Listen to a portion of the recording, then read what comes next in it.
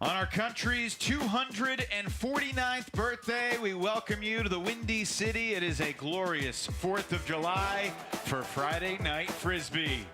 Pabst Light pregame from Martin Stadium on the campus of Northwestern University, right on the shores of Lake Michigan. It's the battle at the top of the Central Division. The Chicago Union hosting the Minnesota Windchill. Good afternoon, everybody. An afternoon matinee of Friday Night Frisbee. Great to have you with us as we launch Week 11 in the Ultimate Frisbee Association with the former New York Empire Coach of the Year, Bryan Jones. I'm Evan Lepler. And Bryan, ever since the schedule came out, we've had this one circled. National holiday, two great teams, really meaningful game in the standings. You couldn't ask for anything more to get this Friday started in the UFA. Yeah, and two championship contenders, both known for their defensive ability. We get to see them in a situation that is not really how they usually like to play, which is in, I think, less windy conditions. Most of the time, these defenses are just so good at punishing teams in the wind. They can make big plays with their hucks on a turn, be able to counterattack in different ways. Today, we get to see how their offenses can hold, how they can do against top defenses, and really, this is setting up for, the Central Division playoff to figure out who's going to go on to championship weekend. The Chicago Union are 8-0. They are one of two remaining undefeated teams in the league, along with the Boston Glory. They have added a ton of big-name guys and young superstars. We're looking at Will Wettengel there, coming over from Indianapolis, a really talented, athletic defender with size. How good is this Chicago team? Are they the championship favorite in your mind right now, above a team like Boston or Salt Lake or Atlanta? I can't think that you put them directly above Boston, because Boston has looked so good in the East and has just been able to weather any competition there. But Chicago has looked good and had some tough wins against great competition in division, out of division, wins over Atlanta, wins over, of course, this Minnesota team. And so if Boston's 1A, then Chicago's 1B to contend for this championship. On the Minnesota Windchill are the reigning UFA champions, and looks like they will receive at the outset. Brian Vanoka and Brandon Mattis, longtime captains out there with Chicago's Sam Kaminsky. And just a week ago, I was weathering the storm in Atlanta with official Blake Grundy. He'll do a great job of leading this four-person crew here today. Minnesota had a disappointing home game against the Chicago Union back in the middle of May. They lost 16-11. They had a chance to break on the opening point, but they never really got into the game. Their offense was ugly. It was an ugly day in St. Paul. They had been thinking about this game for a month and a half, and they say that this was not who they were, and we'll find out today if that's true. Honestly, they kind of looked a little bit shell-shocked. They didn't play up to their championship standard. Talking to James Pollard before the game, you kind of get the sense that Chicago came in with an attitude. Even though Minnesota's the defending champ, Chicago, they have a lot of great players they acquired with a lot of other championship experience and the ability to not be afraid. And so Chicago got off to a hot start, went up huge early on, and Minnesota never found their footing. Today has to be different, because now you're starting to make sure that you have confidence going into the postseason that you're going to be able to beat this team. And that's where Coach Ben Feldman's been talking about. This game is still about learning. They're going to see each other again in the playoffs. They're going to try to make sure they throw all their defensive looks, figure out which ones work, figure out which matchups work. An important game for the Windchill to recover their confidence and figure out the path forward in the playoffs. Top three in the Central Division have already clinched playoff spots, and right now the Union sitting in the first spot. Their 5-goal win gives them a heads up. So Minnesota, in order to surpass Chicago for first place, would need to win this game and theoretically win by at least 5 goals to potentially win that head-to-head tiebreaker. But look, these two teams both have difficult games coming up the rest of the season. Chicago's got a trip to Pittsburgh tomorrow, quick turnaround. They also have a game in Madison in a couple weeks, and Minnesota has the Radicals coming to town and a battle against the Salt Lake Shred on the road, interdivisional matchup. But look, this is a Minnesota team that definitely improved after winning the championship last year. But man, Brian Vanoka is a guy that continues to just be super solid, and he's a leader, he's a captain, and he plays big in big games for this Minnesota squad. just over the years, he's been this athletic player who has developed multi-facets of his game, the throws, the big plays, and just the experience he has, now a champion, and he can just be that personification of effort on the field. He's always hustling. He's always being willing to do the little things. He picks up the trash. You can see him handle physicality. He's a big body. You know, he's not the tallest player, but he can play big, and that's huge for a player like that. Yeah, he's made some big grabs in big games throughout his UFA career. Certainly did that at championship weekend. There's Daniel Cohen, a legendary UFA marketing genius, on the sidelines here in Chicago, his hometown. Getting a close-up shot of Yvonne there on the sidelines. This is a Chicago team that certainly added a lot of players. They bring back Pavel Giannis. They add in, you know, we mentioned Wettengel and Xavier Payne, who's not available today for Indy. But getting Nate Goff back could arguably the biggest move just for his leadership. And obviously, he is one of the elite playmakers, both with his throws and obviously his athleticism is second to none. Well, normally when you're coaching against Nate Goff early in his career, it's really about his defensive ability, and on a turn, he could really do it all, but you were still concerned about not throwing to his matchup because he was going to win a lot of opportunities in the air. And since that point in his career, he's just developed this offensive game where he can be making sure that he's doing everything right, be composed, throw the huck when it's necessary, take the right shot, and you can see he's operating at such a high clip. At that 94% completion percentage for a thrower that can put it that deep. He can do it both with the throwing yards and receiving yards, very balanced. Just a great player to have on the offensive line this year for Chicago. A question I've been looking forward to asking you. We're showing you all of Chicago's good highlights. Offensively, their stats are not among the best in the league. They are bottom half of the league in turnovers. They are dead last in huck completion percentage. Are you concerned about the Union offense at all? And what do they need to show you today against a team like Minnesota? It is a concern. It's been a concern for Chicago for many years. Their defense has always outpaced the offense. They have so many great playmakers, so many great minds too on the defensive side.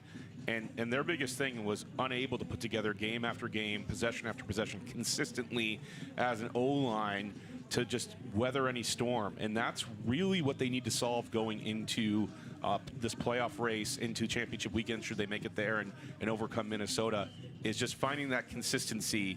That's super important. There's Dande Marray, talented 24-year-old from Belgium, European superstar. And look, I think Toba DeCrana, because he won the Rookie of the Year award last year and because he's on an undefeated Boston team and he's played super well, he's been a little bit more consistently available, has gotten more attention. But Di Marray was the European Player of the Year last year, not Toba. And it's interesting that both 8-0 teams are led on offense by a young dude from Belgium. And these are two of the top stars in the league right now. I got the chance to actually watch up close and personal in Belgium last year for the European Championships. And for 24 years old, he is so composed. He's exactly what the Chicago team needs. He doesn't have to throw the big throw. He knows he can if it's needed.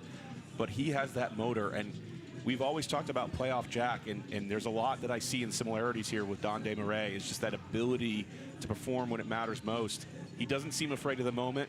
He's not making always the flashy play, but he can do it, and that's really what you like to see from somebody that young. I'm really excited to see what he does late in the season. Brian, obviously this is the first of 3 games coming up on WatchUFA.tv here on the 4th of July. You got Toronto and Montreal playing in Quebec later on this evening, and then the nightcap of the triple-header, the battle at the top of the West Division. And we'll show you the standings. The Salt Lake Shred, after a victory last week over Oakland, improved to 7-1. They've won 7 straight since their opening day loss at Atlanta. Colorado won in overtime twice last weekend, surviving the trip to play the Cascades in the Steel. Curious to get your thoughts on the game we're going to see later this evening out in Golden, Colorado, between the Salt Lake Shred and the Colorado Summit. Well, that's just been a rivalry that's been brewing ever since Salt Lake entered the league, and Colorado has had, you know, these opportunities early on, and Salt Lake rose above. And I just expect the game to be wacky in the same way that New York and DC have developed this regular season battle where once you hit the 4th quarter, everybody's a little tired, everybody's a little exhausted, you never know what's going to happen. I think that's what you can expect with the Summit versus the Shred. And this is the type of game you want to win so you can get that home playoff game, but you need to learn from it in the same way that Feldman talked about. Coach Feldman today talked about for the Windchill. You know you're going to see these teams in the playoffs.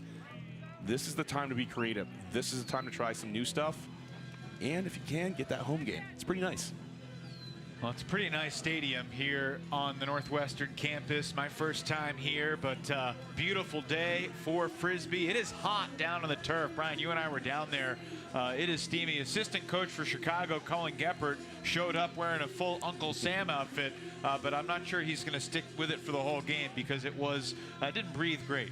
Yeah, I mean, he had the option to go with the Bill Belichick cutoff, but he opted to go ahead and just stay with the hat. He has gone just to the hat and the bow tie. You know, he didn't take my suggestion. We could have gotten some scissors in there, I'm pretty sure, or installed the fan if need be. But, you know, he showed up for his team. He showed up for his nation. We love the colors we're seeing out there. Anything to just add a little bit extra. Colin Geppert played 3 seasons for the Chicago Union, 2013 to 2015. Had 60 goals and 85 assists in those 3 years. Had 7 assists in a game against the Minnesota Windchill, but now Charlie First there on the right, the leader of this coaching staff. Dave Woods, who's the co-head coach, got married a few weeks ago. I understand he's traveling back from his Fijian honeymoon as we speak. Perhaps tuned in. Dave, hope it's been a smooth journey, and I imagine he'll be a little antsy watching his team from afar today. They're 8-0, so the ship has kept on sailing forward. And frankly, Chicago hasn't been tested, Brian, in a while. Both these teams had tough tests against Atlanta. They passed both those tests. Couple interdivisional wins going to the Central Division. But since that Atlanta game, they played Madison, beat them by 5. They won by 12 at Indy. They won by 14 at Pittsburgh. They won big against Detroit twice, 28-10, and they also beat Indy by 10. So, I mean, this is the game that they've been waiting for, and this is the test that will really define what Chicago is heading into the playoffs. And I think they got to be excited for it. You're always looking on the schedule. You know, it's great to win. You love the feeling, and they've gotten some double-digit wins, but you want to be challenged. If you're a team with a championship DNA, you're excited to play other good teams. You know the road is going to go through a lot of good teams to win a championship.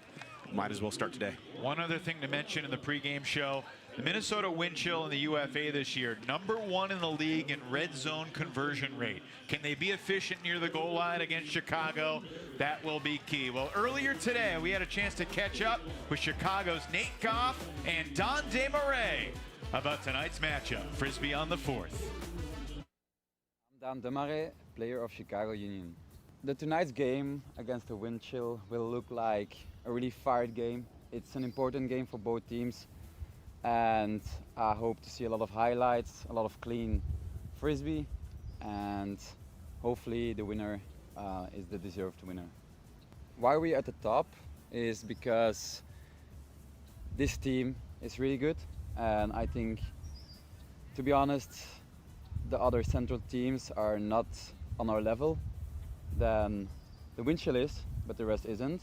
So it's kind of a testing ourselves each game to like focus enough to be good at these important games. And I think we showed at the first game, and now we have to show that the second game. But I think why we're that good this year is just because we just have really good players that are really experienced with everyone, and we were getting better each training, each game. So yeah. Nate Goff, player for the Chicago Union. We are at the top of the Central right now because we're 1-0 against Minnesota. It really feels like we're 2 teams kind of destined to play each other. I think it kind of gives a special atmosphere to tonight's game where it has a bit of a playoff atmosphere. I expect tonight that both teams are going to play really well defensively. We're 2 of the top defenses in the league. Our depth is very impressive. We have a lot of playmakers. Very excited to get Will back from U24s in Europe. Hoping he can make some plays tonight. And I think it's going to come down to which offense can consistently put the ball in the basket. You know, I feel like there's a bit of a rivalry between us and Minnesota. Every time the Union has gone to Champs Weekend, it's been Minnesota in the way, and kind of vice versa. So to see them win last year, I think there's a lot of earnest on our guys to like come out and really take care of business and make sure we're the team in the Final Four at the end of the year.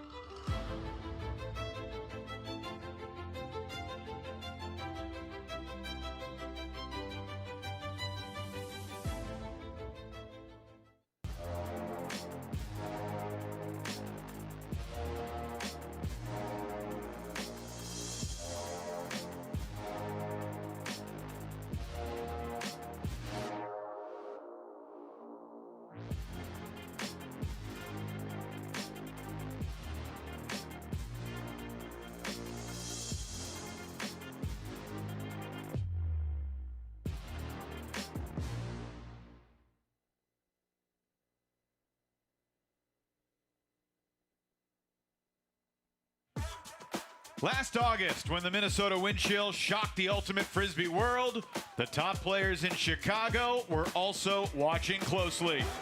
And while the Windchill were celebrating, the Union were focusing on the future with a newfound determination.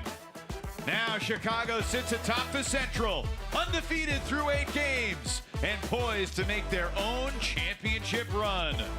But before any trip to the Final Four, they know they'll need to dethrone the Windchill. It's Minnesota and Chicago set to create their own 4th of July fireworks. Next.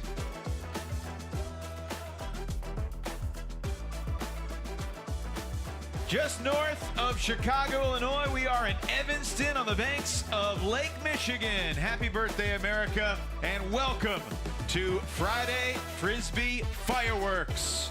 The top 2 teams in the Central Division, the Windchill and the Union, the defending champs, versus the unbeaten Chicago squad that upped their game in such a big way in the offseason. They've lived up to the hype so far, Bryan Jones. We'll see if they can do it today. Hey, everybody, I'm Evan Lepler. Thanks for checking out Free Friday Frisbee as we launch Week 11 in the UFA. Been really excited for this game for a long time.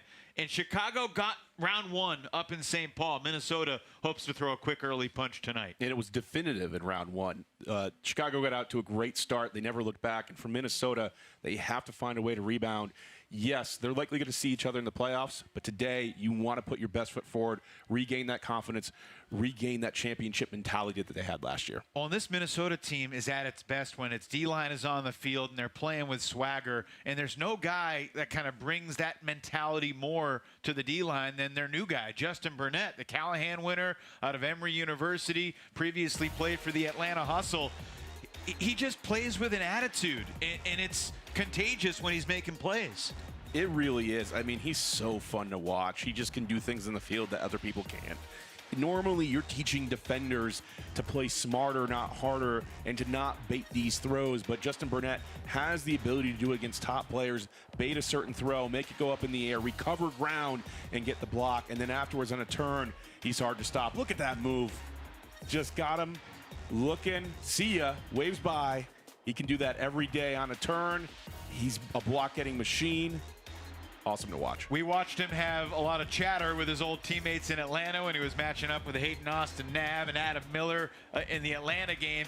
Tonight, wouldn't be surprised if he's matched up with this top young Belgian star, Don de Marray. Now, if you haven't watched this guy yet, I'm not sure there's anything he can't do. And it feels like he's in his prime, but he's just 24. He's only played 5 UFA games, and yet they're building the offense around him. It's a great move. He's so composed. He makes the right move. He's always trying to make the right decision, move the ball to a good area, not make the mistakes. And that's rare for a 24-year-old. You don't see that normally until they're later in their career. They're usually trying to find ways to make big plays, and he can do that too, which is what makes him so sensational. Ryan, let's talk keys to the game tonight, presented by Victory. What's most important for both teams? Let's start with Minnesota. With Minnesota, it's about their offense. They have to get their defensive line back on the field. It's their strength. It's their identity. But last game, they went down very early because the Union was able to punch the offense in the face, get the turnovers against them. So the offense has to hold steady to get the defense on the field. And then for Chicago, they got to keep flexing that championship muscle, right? They came in with an attitude this season. They brought in superstars. They know that they're going up against the defending champs, and they don't care. Keep not caring. Keep flexing that ability to be a championship contender. Have that attitude all the way through this game. Those are the championship keys to the game, presented by Victory.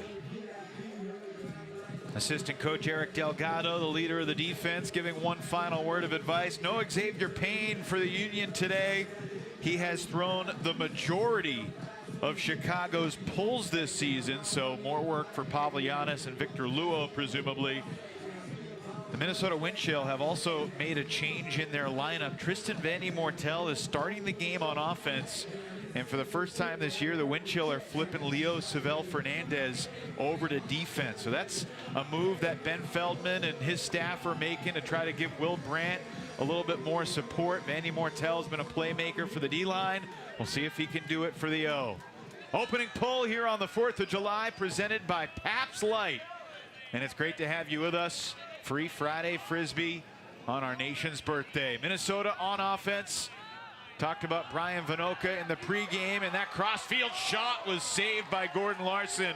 Jeff Gow's footsteps closing in. The type of play that Minnesota's offense is going to have to make in this game.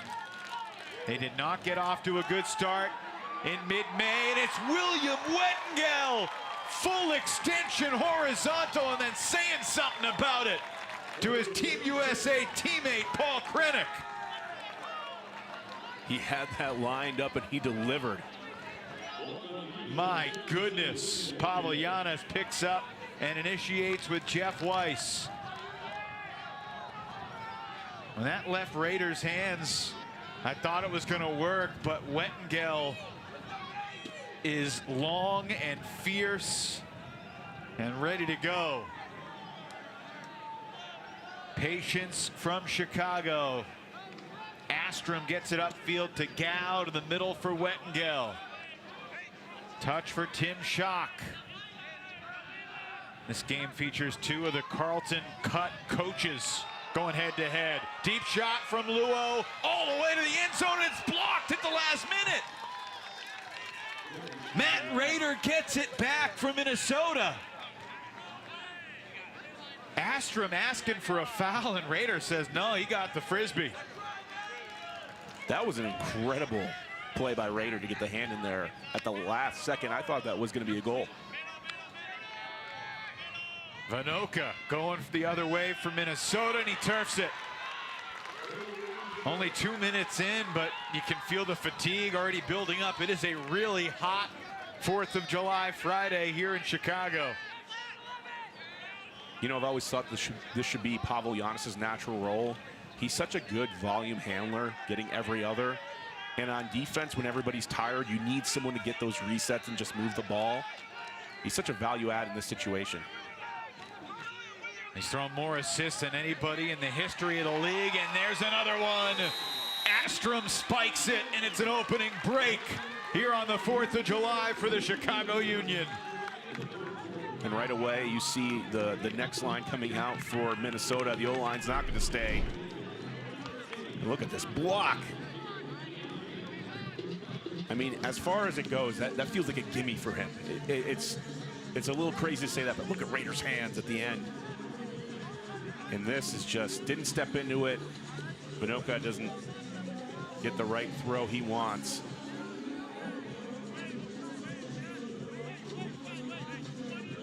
But that block before the throw went up. You see him hunting it. Pavlianis just threw his 520th assist, most all-time in the league. Today's Pavel's 100th game in the Ultimate Frisbee Association. Leo Savell Fernandez has played a lot of offense this year. This is his first game playing with the D-line. Colin Berry picked up by Ben Priest. And a swing, and Jace Bruner was hunting. It ultimately does arrive back to Savell Fernandez, and now downfield, Bergmeyer.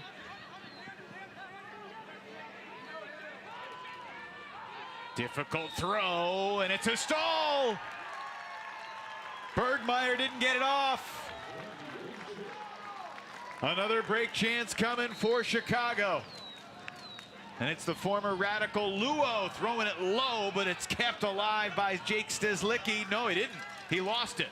Unable to bring it in. Luo's second throwaway.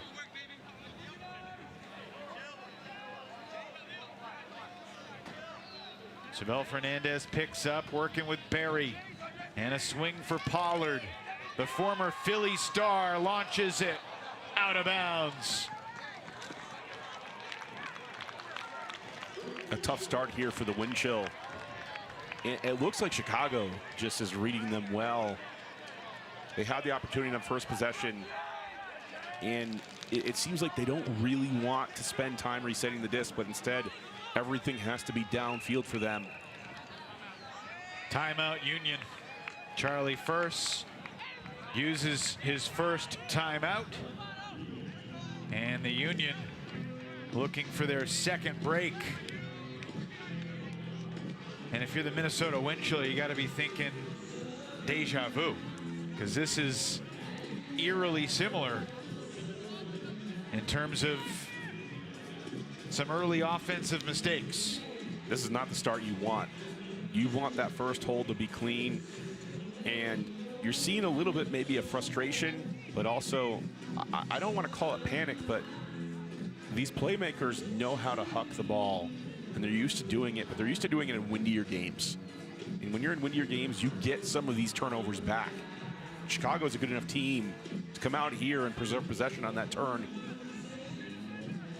Brian, I learned something today, which I never knew. I'm disappointed you never told me. But apparently Charlie First texted you in the offseason offering you the Union coaching job, and you ghosted him. Yeah, I left him on read.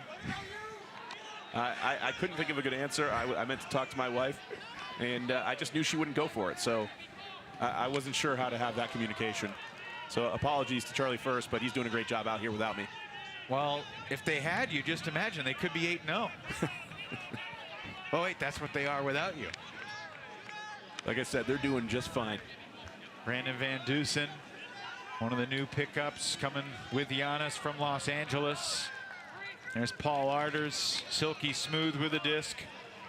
Matthews downfield for Kyle Rutledge. Double team comes, Rutledge angles it beautifully. And then Arders low throw, too low in fact. Van Dusen can't get there. And Arders knows he missed. You can see the body language. That's a tough one. Having the break chance, just moving a little too fast. 5 minutes in. Ooh, near Callahan opportunity there. Wilson Matthews hunting for Chicago. Well, with Minnesota, they don't like to run a lot of their resets in the backfield, and so it's reliant. Here we go. Off the deflection, Vinoka stays with it. So they're relying on making these really long throws to the sideline. And when you have it in clean wind and you have the throwers to do it, it can be great. But at the same time, this Chicago team is so good at poaching. Dante Marray coming underneath on Justin Burnett. Chicago regains possession.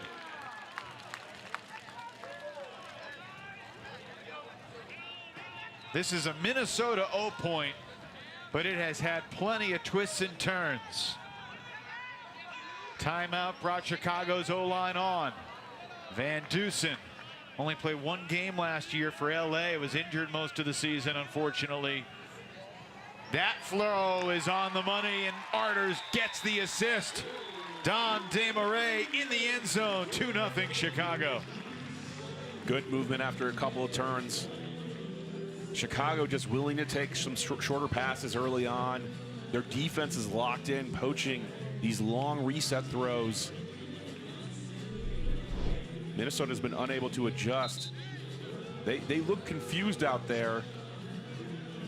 And a lot of this has to do with the poaching we're seeing. Pollard misses the huck after the stall call. That one never really had a chance, even though it was open. And then this was just the throw that Arders wants back. There we go. I'm not sure Marray got that disc, or if it was just off Burnett's hands following the layup. Well, Burnett's not used to anybody sneaking up on him like that. That's true. We know that for sure.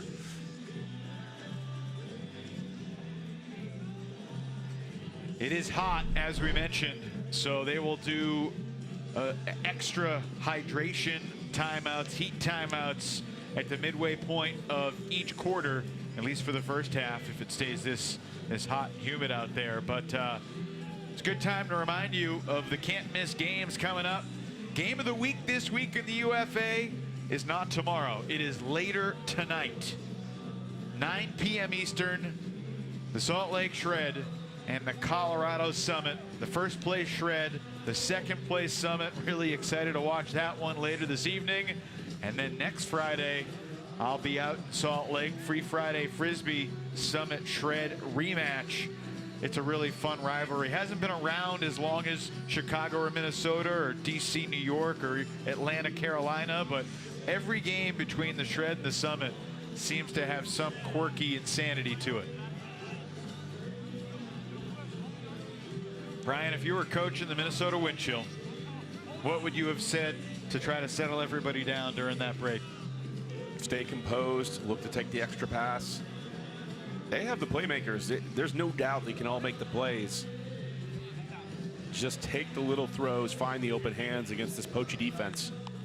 That's the biggest thing, is that if you're looking to make long throws and you have, say, progressions that don't go as fast throughout the field, teams like Chicago that can poach and switch very well are going to take advantage of the fact you're not moving the ball fast enough to take advantage of the windows they open up. The ball can move faster than defense can switch, but you have to choose to move it fast. Josh Klain, 8th all-time in UFA history in assists, initiates the possession from the brick. And that's a bad throw. Easily intercepted by Jeff Weiss. Giannis shooting it for Weiss. He's got the angle. 3-0 Union.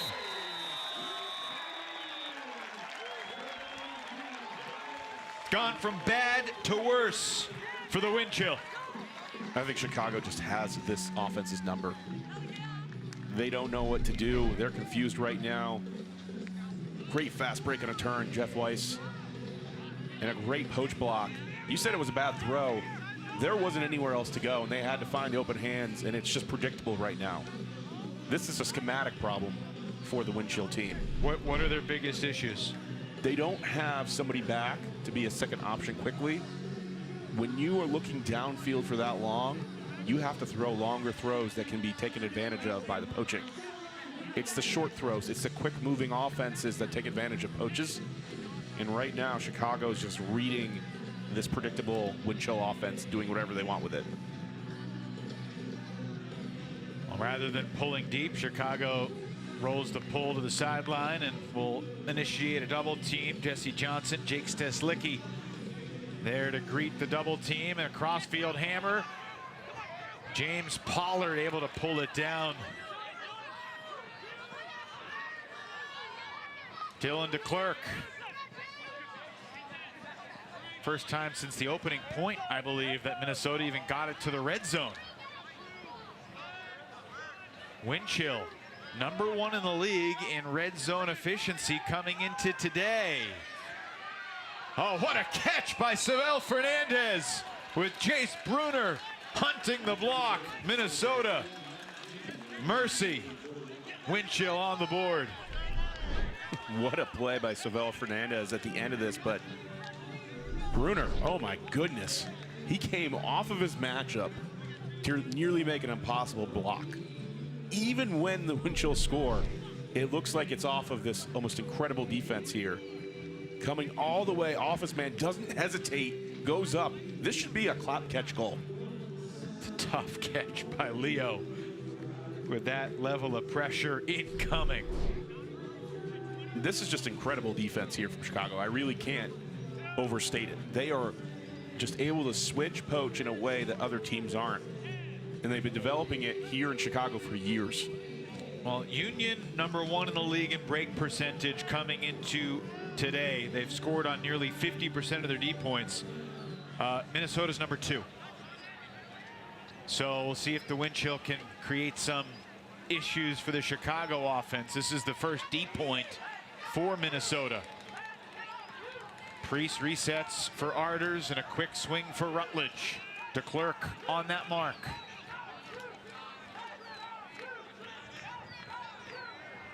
Arders tight window throw, and it's Van Dusen, and he was fouled by Lacey.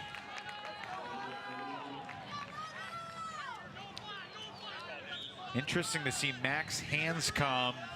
A lot of size on Arders. And that's a low throw and another turn for Paul Arders.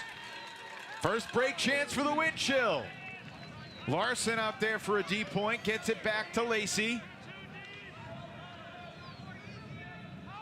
Noah Hansen was angling up the line, but instead Larson switches fields. This is Thomas Shope looking end zone, an incredible catch.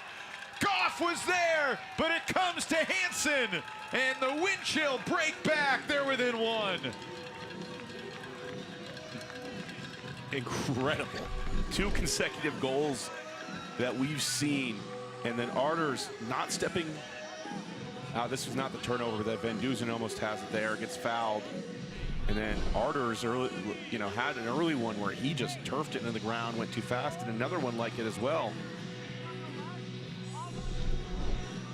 We see it here, and he steps into this one and he just misses. Look at this bit, holy cow.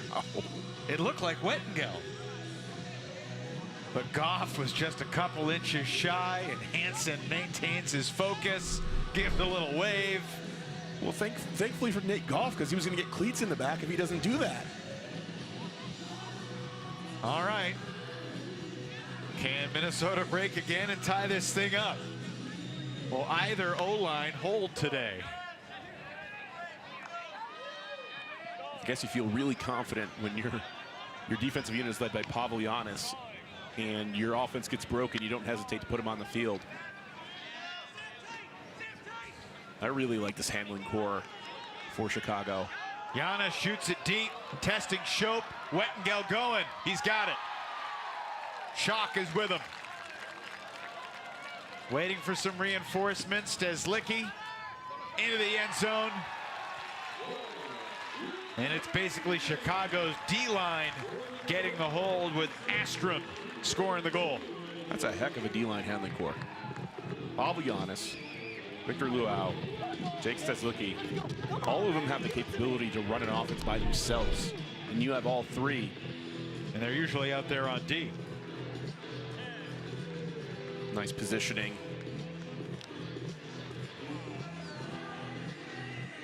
Getting the job done, but taking a couple extra throws, and that's really the difference in these moments. Not getting too ahead of yourself. 4-2 Union, 2.5 to play. Couple goals already for Astrom, who's just 21, Brian. He won't be 22 until September. Second year in the UFA out of the University of Illinois. So much young talent here on the field today. It's so exciting to watch, and I'm glad we're getting the matchups we want. You know, on the other side, Dan Marray versus Justin Burnett. And here it's just the Chicago defense. Really good at switching. I just wonder, I mean, can this Minnesota offense play with purpose? Can their decision makers get the disc and know where they want to go, or will they be, you know, seeing ghosts in a way against this Union defense after what's happened to them to start this game? It's hard to coach a team out of this. They are seeing ghosts, plain and simple right now. They're unsure of their looks. and they have to double check everything and just grind it out and get comfortable again. And you can see right there. High stall situation. Snyder, did he get it off? No, he didn't. It's a stall. Ben Feldman, Minnesota coach, doesn't like the call. Second stall created by the Chicago D-line.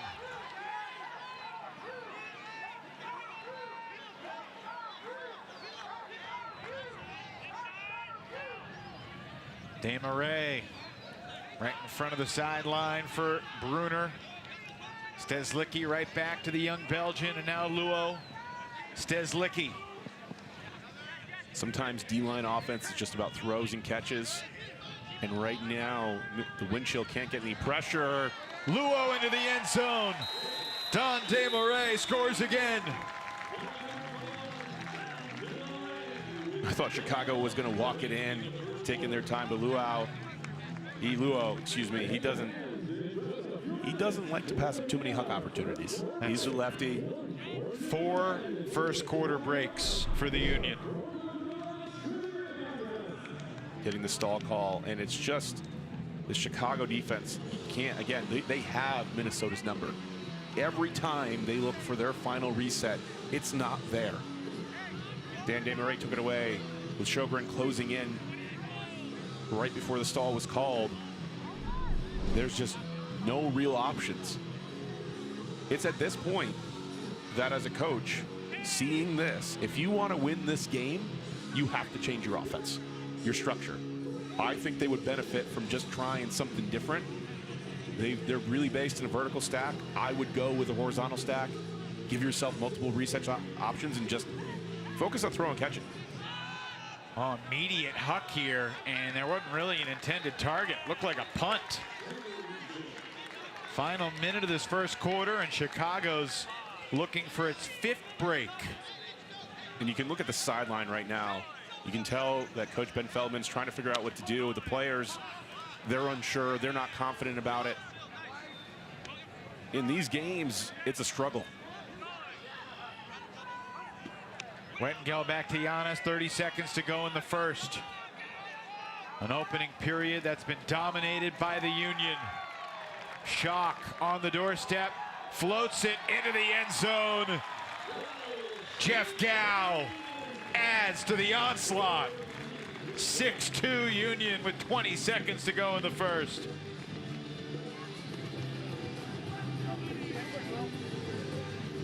What more can you say? They're running the fast break on a turn.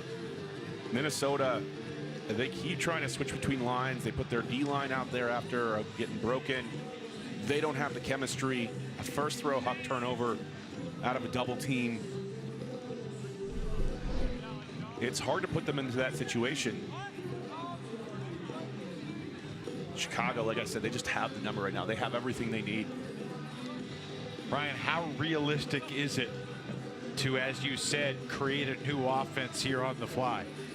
I've seen it done once before, a couple times really. It's out of desperation, but you know, Coach Ben Feldman before this game talked about wanting to learn as much as possible. This is your opportunity. You got nothing else to lose with the way this game is going unless you have a solution. Minnesota's going to have to pull to start the second quarter. Can they do something in the final 7 seconds? Vanny Mortel shoots it crossfield into the end zone, and it's James Pollard ripping it down to the buzzer. So Minnesota generates a little momentum. A disastrous first quarter, but salvaged slightly by Pollard at the buzzer. Huge play, keeping them in the game. Something to be excited about. You need anything right now just to wake up if you're Minnesota. And James Pollard, you saw that one, that throw coming in. He had the position. He's used to making that play. It's a specialty. Giving a little bit of attitude back. That's what Minnesota needs right now. Here we go, taking a look. Lining it up. Minnesota with a disastrous first quarter, but James Pollard punctuates it at the end. They're within 3. We'll see if they come back here coming into the second.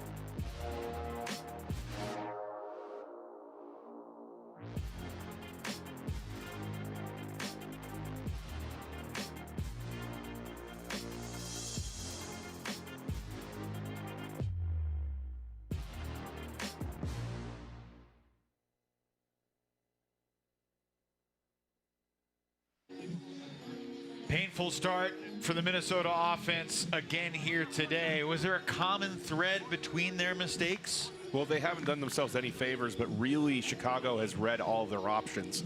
Their progressions, every offense has some predictability, but for Chicago right now, they're tuned in to whatever Minnesota's trying to do. And it's really about, they know when Minnesota's going to look reset, they know how to switch into it and take away their first look and their second look. Minnesota's going to have to change things up to get into a better groove. Back in mid-May, Chicago led 4-1 at the end of the first quarter. Today it's 6-3. Minnesota's offense only scored on one of its first 9 possessions before the buzzer beater. Arter's looking for Rutledge. That's a Paul Arter's dime right on the money into the deep space, and Rutledge wide open for the score. One of the best flicks in the game. One of the best forehands. It is what makes him his money. It's something that if you're guarding Paul Arter's, you have to take away. You want him to throw any other throw than this. You can see earlier he had a couple backhand turnovers where maybe he looked a little tentative. This is his shot. He's going to step into that. He's going to take it every time. Full field. Perfect for Rutledge. In the first quarter today, Brian, Chicago was 1 for 2 on their hucks. I mentioned that they've struggled on them. Arter's was just 6 of 12 on his hucks coming into today. Now, some of those are end of quarters that skew the stats a little bit. Did ask the Chicago coaches what they think about their deep throwing game, and they weren't that eager to talk about the struggles. They said, please put us under. We don't have any defensive, or we don't have any deep playmakers. My goodness. Wettengel gets in Snyder's space, creates another Windchill turn. Giannis and Lua going back to work on a break chance. There's nothing complicated about that. That's just Chicago playing with the right level of championship energy. In Minnesota, they've just been punched and they haven't recovered.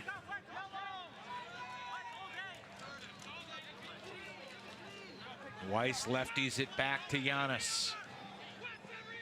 Can one of these Minnesota O-line guys make a defensive play to change the tone and tenor of this game?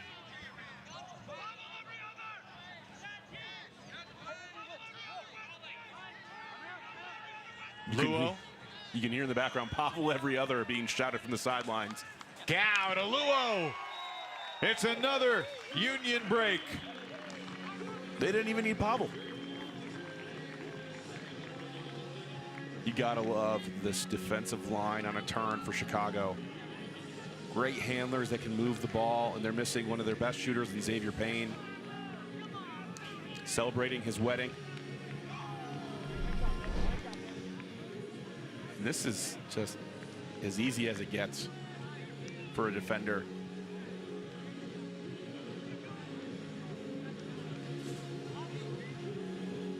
It's such a tough decision.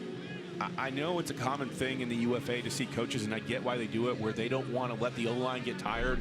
And so you get broken and you put out a D-line or a swing line or something like that. But you spend all of this time cultivating this chemistry on an offensive line, and then to put out a defensive line that doesn't have the same level of chemistry. Yes, if you've had a couple breaks in a row where nothing's working, I get it, but the offensive line hasn't played consecutive points. Give them a chance to work through it. Chicago, 6 breaks in 9 chances and nearly another opportunity. But Bergmeyer maintains possession. Pollard catches the fastball near the sideline. Double team coming. Throws out of it.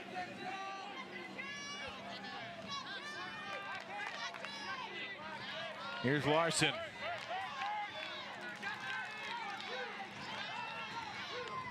Savell Fernandez. I'd say Leo, Savell Fernandez, and James Pollard have basically the highlights so far for Minnesota. And there's a smooth toss. Larson to DeClercq. Windchill do get the D-line back onto the field. They were patient in that possession. The D-line came out and took their time, being able to work it through multiple resets. Sometimes it's as simple as just throws and catches after they rescue that one. And this one is a tight window at the end.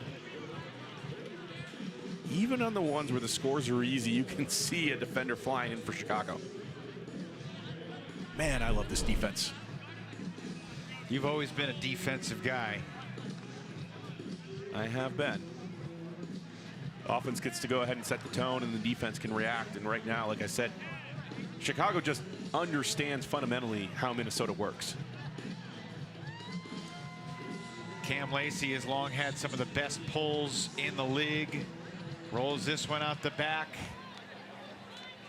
Minnesota gets the defense down there, and Chicago works out of its own end zone. Here's Goff. Reset to Rutledge, but a lot of space for Marray.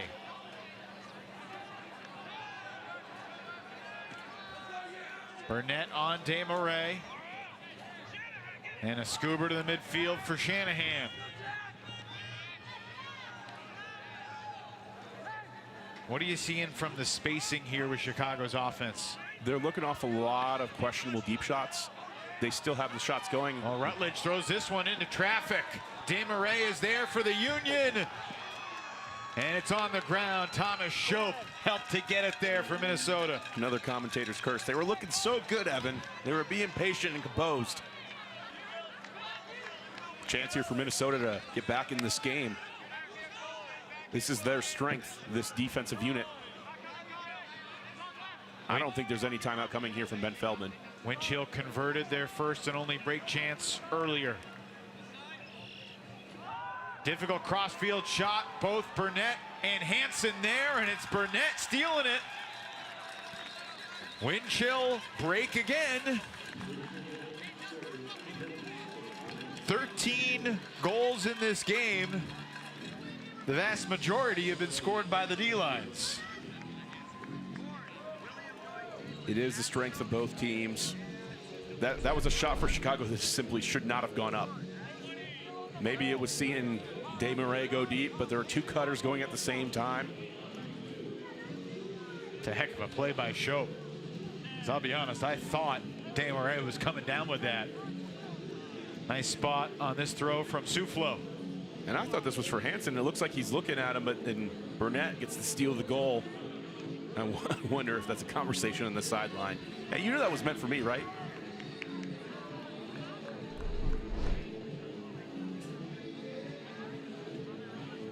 Both teams employing the same strategy. Offensive line gets broken, completely new line out there.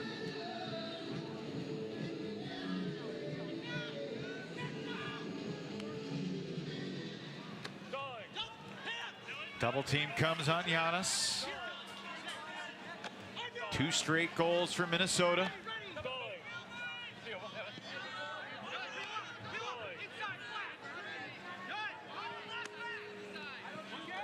Eight goals in this game have been scored by the D-lines, 5 by the O-lines.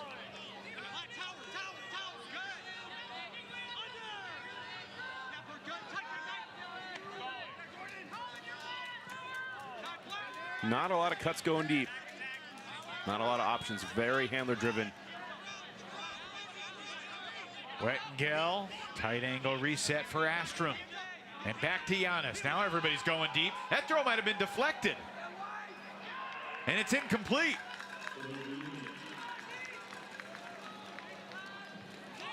But it's blocked right on the doorstep. Jeff Weiss cancels the swing from Berglund. And then right back, Dylan DeClerc. My goodness, what is going on? That's what I was going to say. Holy cow.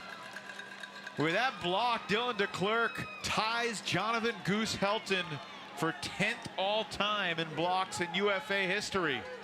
Helton, former league MVP for Chicago over a decade ago.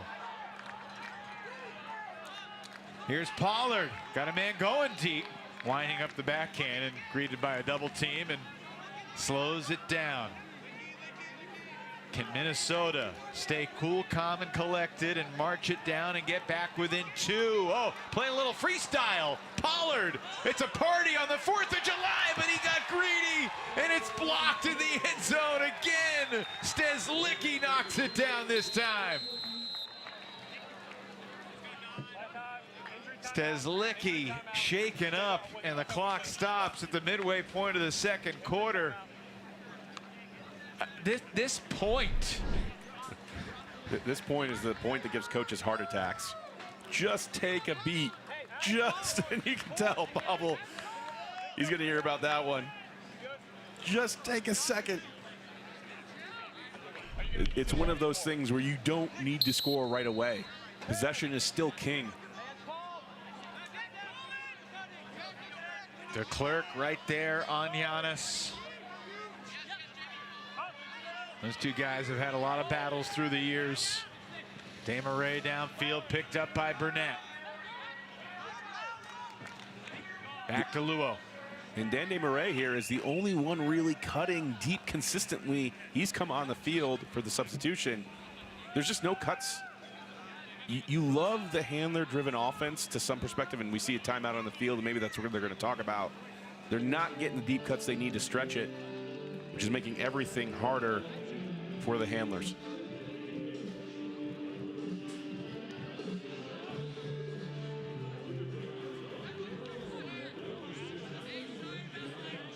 Chicago's led by as many as 5. Minnesota had a chance to get back within 2, but it's the Union's disc again. Later tonight, 9 p.m., Will Selfridge and the Salt Lake Shred taking on Tobias Brooks and the Colorado Summit. And then a rematch next Friday on Free Friday Frisbee. Boston at DC also play twice in 6 days. They play Sunday in Boston, and they play next Saturday in the game of the week. And I should correct myself, no Will Selfridge tonight for the Shred. He is unavailable. Alex Atkins is also out, but Salt Lake has pretty much everybody else. All 3 Jorgensen's, Jordan Kerr. Deep shot, Shanahan looking for Marray. He's got Burnett beat, and he scores in the back of the end zone. If he was the one guy that was insistent on cutting deep, let him go. You're right, and a great deep cut. It's so fantastic to see this matchup, Burnett versus Marray. And he just puts on the Jets. And we're seeing the collection of turnovers, and everybody's going to walk off that point a little bit sad. Besides the offensive line that comes on here for Chicago and gets the job done. What you didn't see before that, Evan, which was that Nate Goff was at the back of the vertical stack. And when he sees he's getting poached, he goes a little bit to the break side, forcing his defender to not help deep. And by Nate Goff clearing to the other side of the field, that opens up the lane for another cutter. Pretty good cutter, Marray. Yeah, I'll say. From Leuven, Belgium. Started playing with Jet Set Ultimate and then joined the Mooncatchers squad that was the story of the World Club Championships in Ohio 3 years ago. Of course, Paul Arders was a member of that team, so Arders helped to recruit Don Marray to the Union. And I mean, we should talk about the recruiting that Charlie first did. He just put out a lot of feelers, and one of them was to you. One of them was to me, yeah. Any regrets? Like I said, they're doing fine without me. I'm happy to be out here in the booth, but I want to say, you said the Mooncatchers were the story. I would like to say I think they were a story, Evan, and I think you know that. They were the international story. They were the international story, but correct me, who won?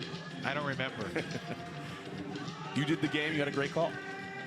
Well, of course. There's been a lot of great games. Obviously, your club team, Pony, you know, you were helped out by another team knocking off the Mooncatchers in the semis, I think. Oh, we played them in pool play. So we didn't have to play them in semis. That's right.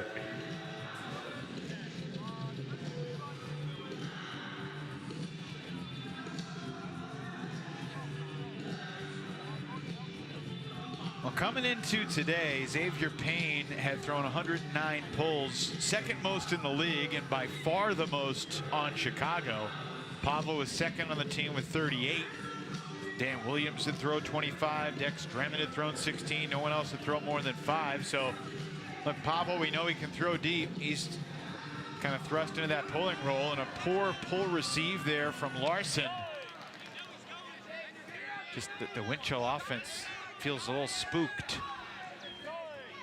Can they march it down and look like a professional outfit doing it? Here's Snyder. Reset for Vandy Mortel.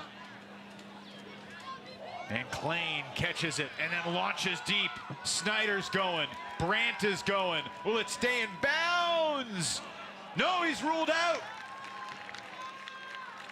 2 guys there to make the play, but Klain's throw wouldn't stay. Going into the downwind direction from right to left on our screen once the play resumes. And just that one sat up for a little too long. Normally, Josh Klain has great edge control, the ability to place it exactly where he wants it. So far, the Chicago D-line 6 for 9 on break chances. Here's their 10th opportunity. And Bevon says he fouled him even before the official blew the whistle. Bonoka showing great integrity there, calling the foul on himself.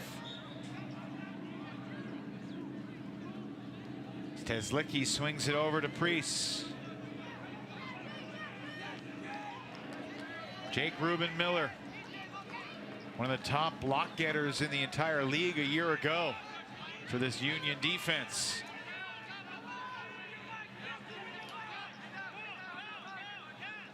Here's Bruner to Priest. Smooth continuation for Johnson. And into the end zone for Andrew Sjogren. Chicago clicking. 10-5 Union. That's their 7th break of the half. Once you get the turnover and you're playing with this defensive line, we see the final score. It's a great move. Sjogren going up the line. A great hit. But up until that point, the offense just had to be unremarkable.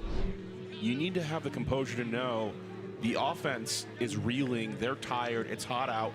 They're not putting pressure on you. You can sit there for a while and just play throw and catch, literally. Don't worry about it. You just find the open hands over and over again, and you see Chicago march up the field with no real pressure on them whatsoever. And if they're able to do that against this team repeatedly, they're going to be a lock to go to championship weekend.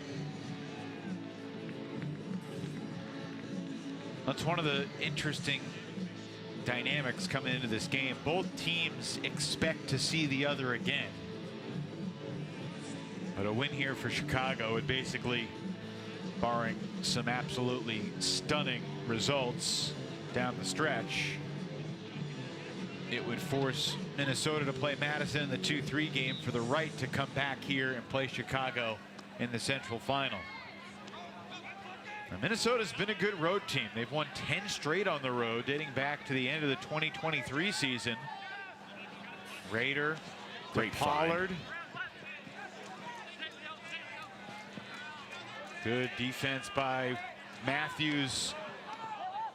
But Berglund able to get it into the end zone. Minnesota does get the hold as Raider gets his first goal of the day. It's really his throw early on in the possession that opens things up. This final score is good movement, great break side continuation. But it was really Raiders' throw to Pollard that made it so that this was going to be an easy score. It's hard to tell. Again, it's an interesting strategy to see across the league, and it seems to be home to the Central Division that they don't want to throw the offensive line out there 2 points in a row. Conserve their energy throughout the game. And we see it in the East. We don't normally see that. We see the offensive line trot back out in the field and get the job done, or try to. And the virtues of that, again, are just you're saving energy. You're putting out a fresh line. You're never going to get one line too tired. You're getting reps for the other line, but you've also built all of this intention into an offensive line. They usually have more sets, more tension. Whoa, wow. Justin Burnett into the back of Dante Marray. He apologizes immediately, but that's an easy flagrant foul. It's for sure a flagrant foul, and Justin Burnett is trying to find a way to make a play against a great player. He knows he made a mistake. Evan, my question for you is, what would rise to an ejection level for that? Because I think they're going to talk about it here.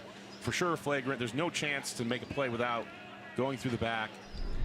Would you have to see a hit to the head? What would you have to see for the first bid to be the red card? It's a fair question, and I mean, hang on one second. Marray shoots it for Goff.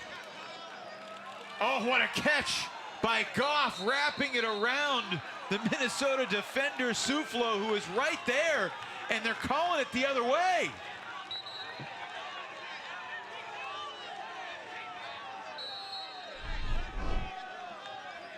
Nobody knows exactly what just happened. It looked to me like Goff had it, but is that a foul on Goff coming back into Soufflot? Now Goff has the disc, and the integrity call is going to give it to Chicago. That's classy from Kyle Soufflot in Minnesota.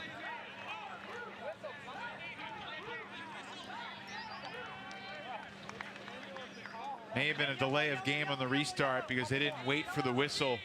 So it'll cost him 10 yards.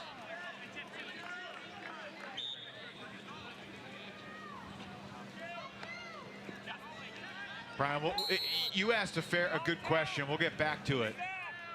Now we got another contact call downfield. This one's against Minnesota. So the 10 yards gained right back. Marray for Van Dusen. Cross field into the end zone, Ben Priest. A battle going on between Marray and Burnett in the reset space. It's good to see Marray not suffer what looks to be anything serious after that collision. Don is winning that battle right now. He is. I mean, he's incredible. He really is. And so is Justin Burnett.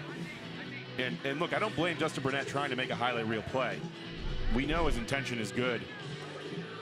That's just one of those opportunities there where you can't take it because you're going to have to go through the back of the receiver. And Marray does a great job of boxing him out. And look, it's great to see the recovery. And Marray, no, he's, you know, at the other end, if you look at Marray's career, he's made plays that come close to that too. So I don't think there's any ill will there.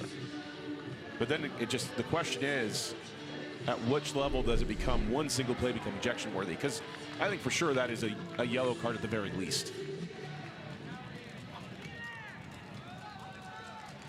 Van Dusen to Priest for the Chicago score. That puts the Union back up by 5. Vanoka fueling the pressure in the backfield. Yeah, Brian, I mean, I think that play is close, but not quite an ejection-worthy bid. I think I agree with you, too. But I do think, you know, we could see something. I hope we don't. But I do think there could be a play that could be a single flagrant foul and ejection. Whoa, shock was right there in the reset space. I don't think Brandt was expecting it to come to him. Sliding catch for Rader, shoots it, looking for Krennic, double team coming, but Krennic gets one back on Wettengel through the contact in the end zone. We have seen plenty of plays in this first half. Great job by Krennic to hold off position. And easy elevation from PK. And he gets his legs taken out from underneath him because he can't land safely, but glad to see that. Looks like he's okay.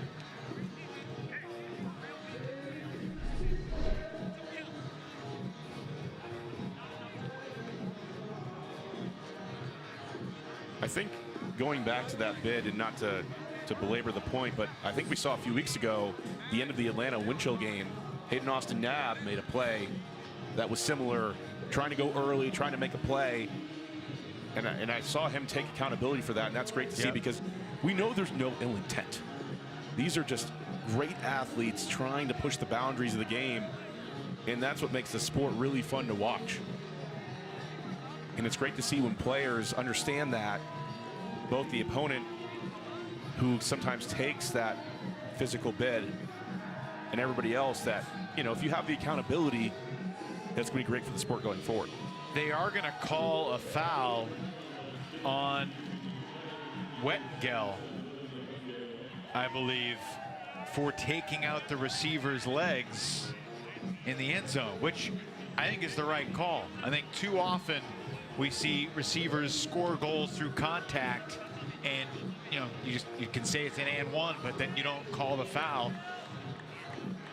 Interesting situation here. Minnesota's going to pull from midfield with 28 seconds left. Now, does this have to be an unsportsmanlike as well, in order for this to be or is it just a common foul? Because well, I agree with you. I saw the signal for the flagrant.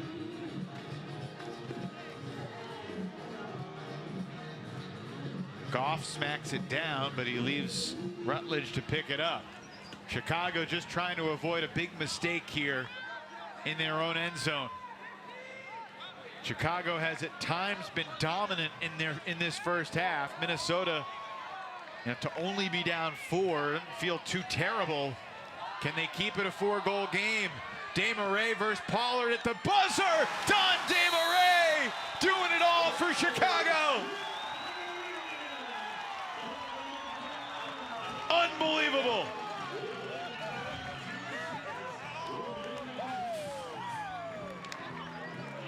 I don't know how you defend this guy. I don't know how you do it. He's composed in the backfield. He has the hucks, and then at the end of quarter, like this, reads it well, gets up, and just when it looks like it's not going to be enough, rises up a few more inches. He is sensational.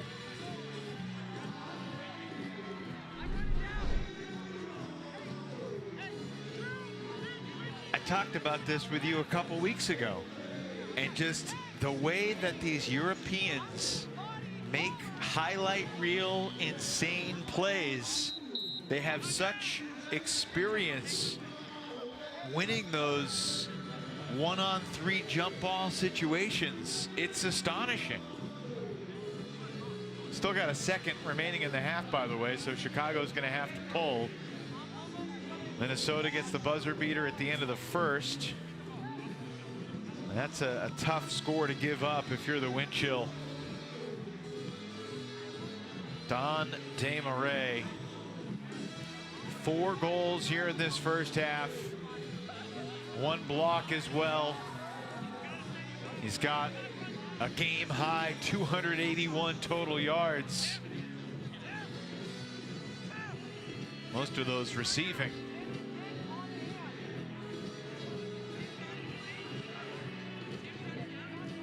Chicago may have taken a timeout just to discuss the logistics of this situation. Most of their guys aren't even going to run down to try and cover this pull.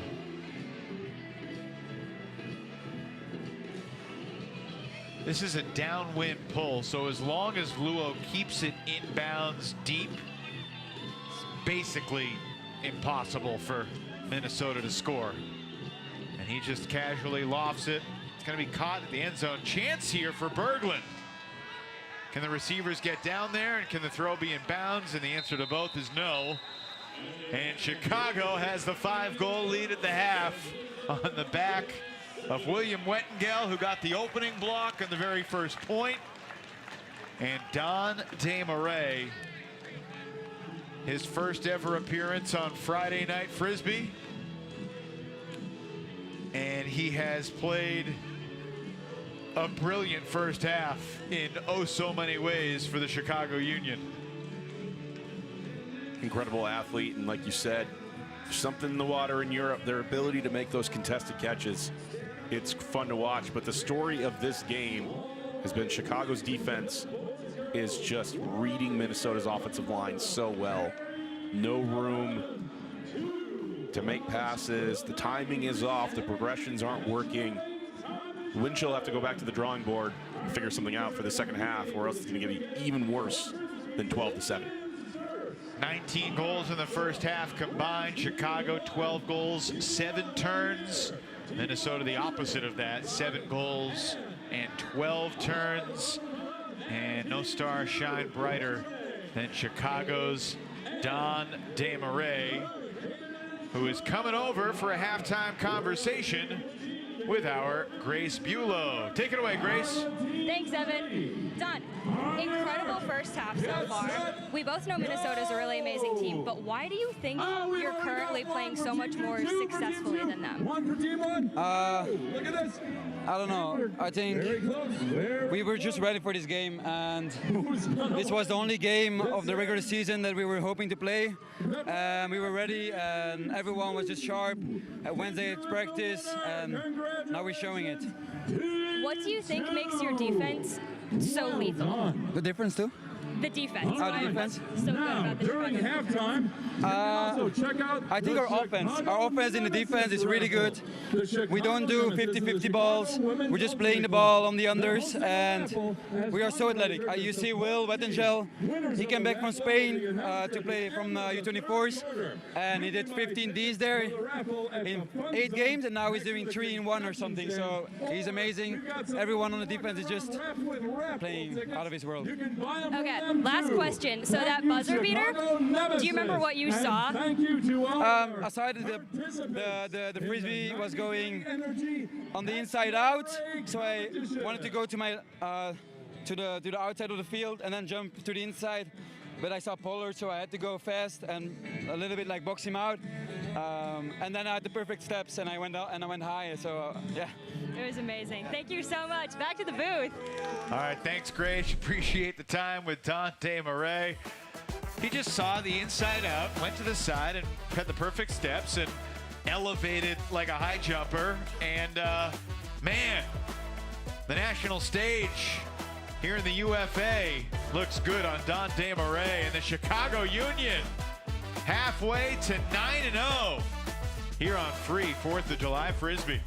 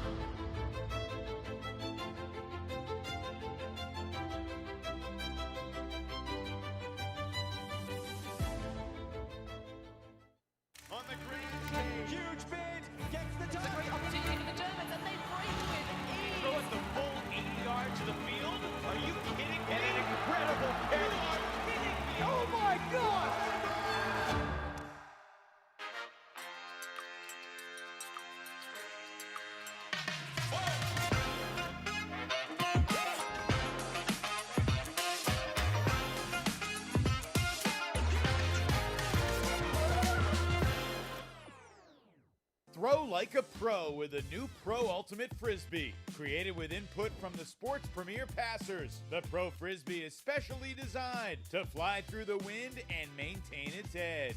Experience the official Frisbee of the UFA and get yours at shopufa.com today.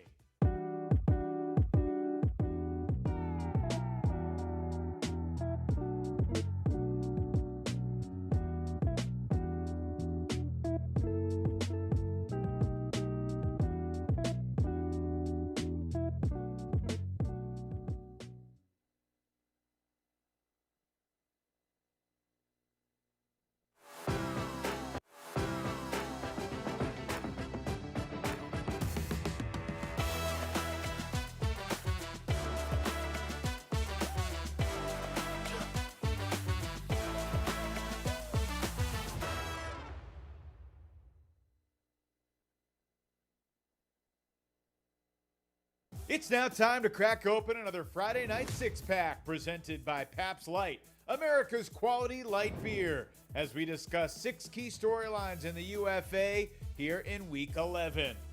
Number 1, the biggest East Division game of the weekend.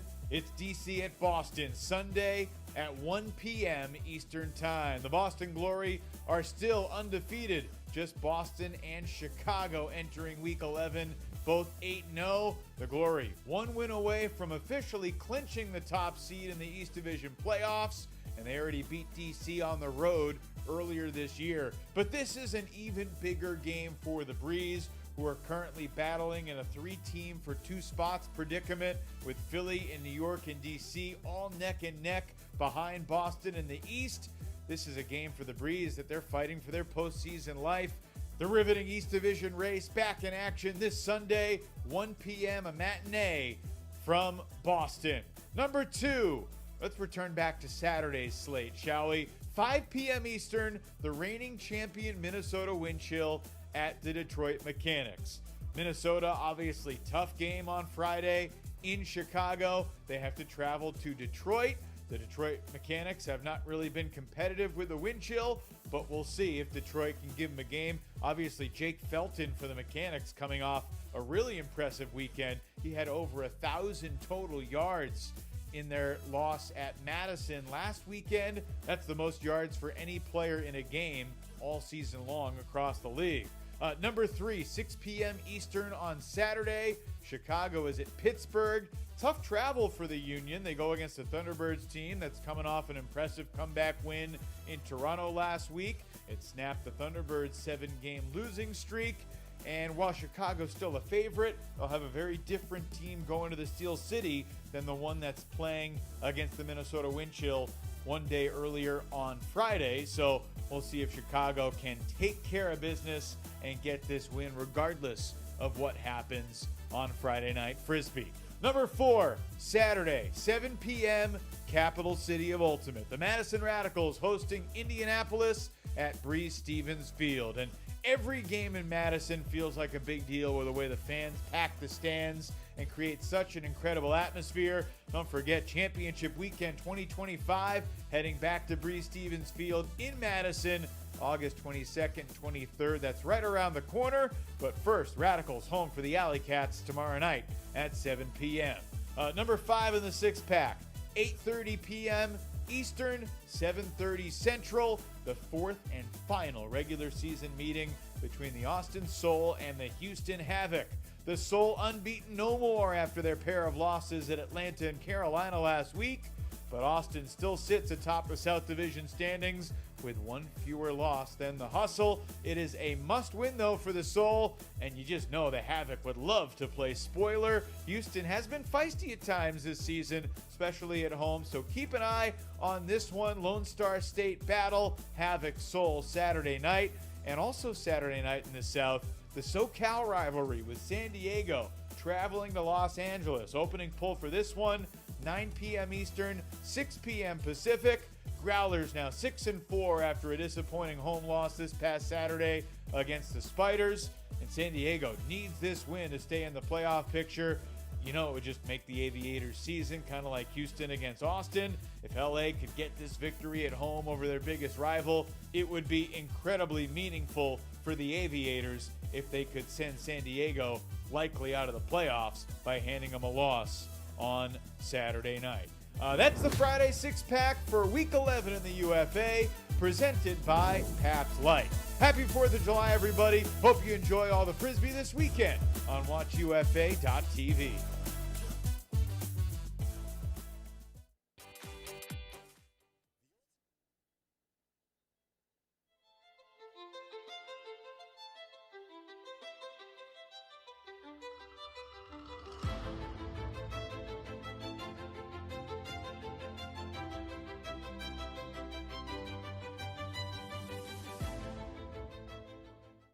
On the green stage, huge bid, gets the tie. Great opportunity for the Germans, and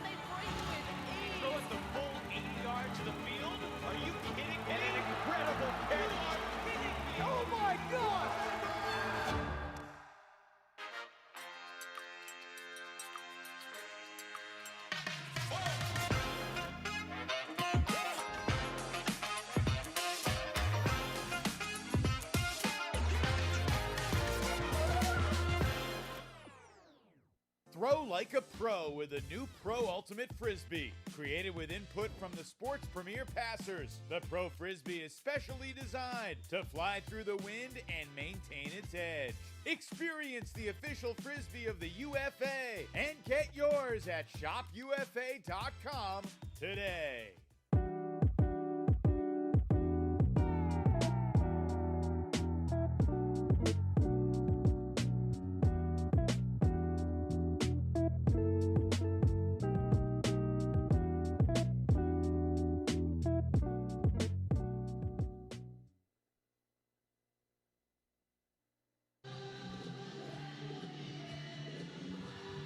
Second half about to begin. Happy birthday, America, and welcome back to Free Friday Frisbee, presented by Pabst Light. So far, the fireworks have been from the Chicago defense, demoralizing Minnesota one break at a time. 7 for 10 on break chances for Chicago's D. Minnesota got a couple of them back, but it's still a 5-goal deficit as the second half begins. Evan Lepler with Bryan Jones, Grace Bulow down on the field, our entire Friday Night Frisbee production crew here in Chicago. Minnesota on their opening possession of the game, Brian, marched it down to within 5, 6, 7 yards of the end zone. And then it was William Wettengel making a crazy full extension layout block that just kind of set the tone for the day. They're going to have to find a way to work through it. I mean, this is really what you see they're made of in the second half, is their ability to keep fighting, because it has not been easy. The Chicago defense has been swarming every opportunity. And here, you like to start this patience. They haven't shown this ability so far throughout the first half. Here's Vandy Mortel. No major personnel shuffles from the first half to the second for Minnesota. This is the 7-man O-line that started the game for Ben Feldman in the Windchill. They're just not getting a ton of cuts, and here we go. Vandy Mortel shoots it, looking Larson's way, and it hovers perfectly for the Minnesota cutter to rip it down in the end zone. A nice shot to Larson. Like you said, hangs up perfectly. This is not the shot that's sustainable, though. It is a great shot. It is a highly skilled shot. And good for Larson being the one to cut deep, because that was a long offensive possession. Chicago's going to come off the field and feel okay about that one. Closing in for another block, potentially. That throw isn't perfect. That could have easily been another turnover. Even when it's good, it's not great. Assistant coach Max Longchamp.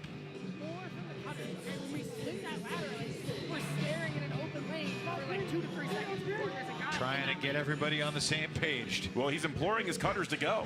He was just saying, you could hear it at the tail end, they're moving the ball really well laterally back and forth, and there should be cutters to fill that space right away.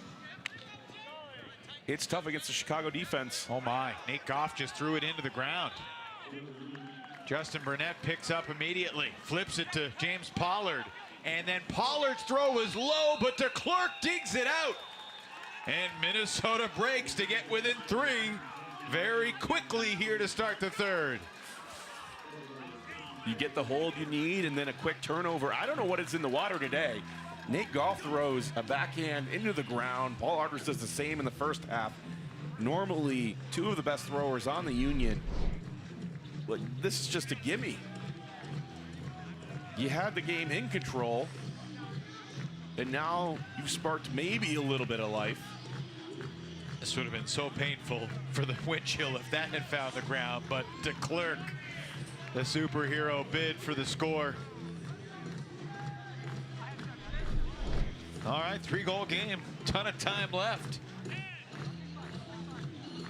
You can still see this Minnesota defense play with the fire. They're excited every time they go out there. They know that the strength, and they just have to keep getting those breaks. It's a lot of pressure for a defensive line. Van Dusen finds Matthews downfield.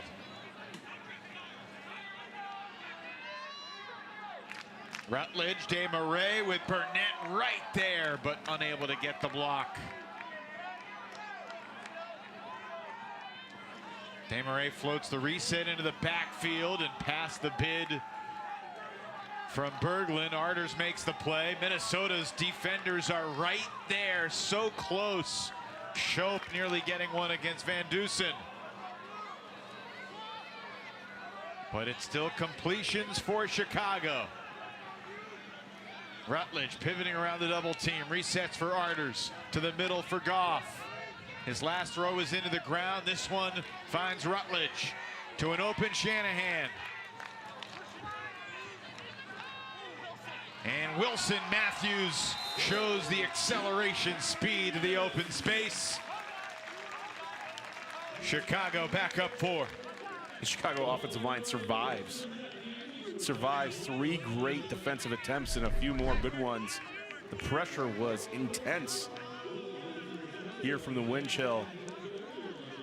And that's what good offenses do. They survive, they weather the storm, and then the goal doesn't look like it's too difficult.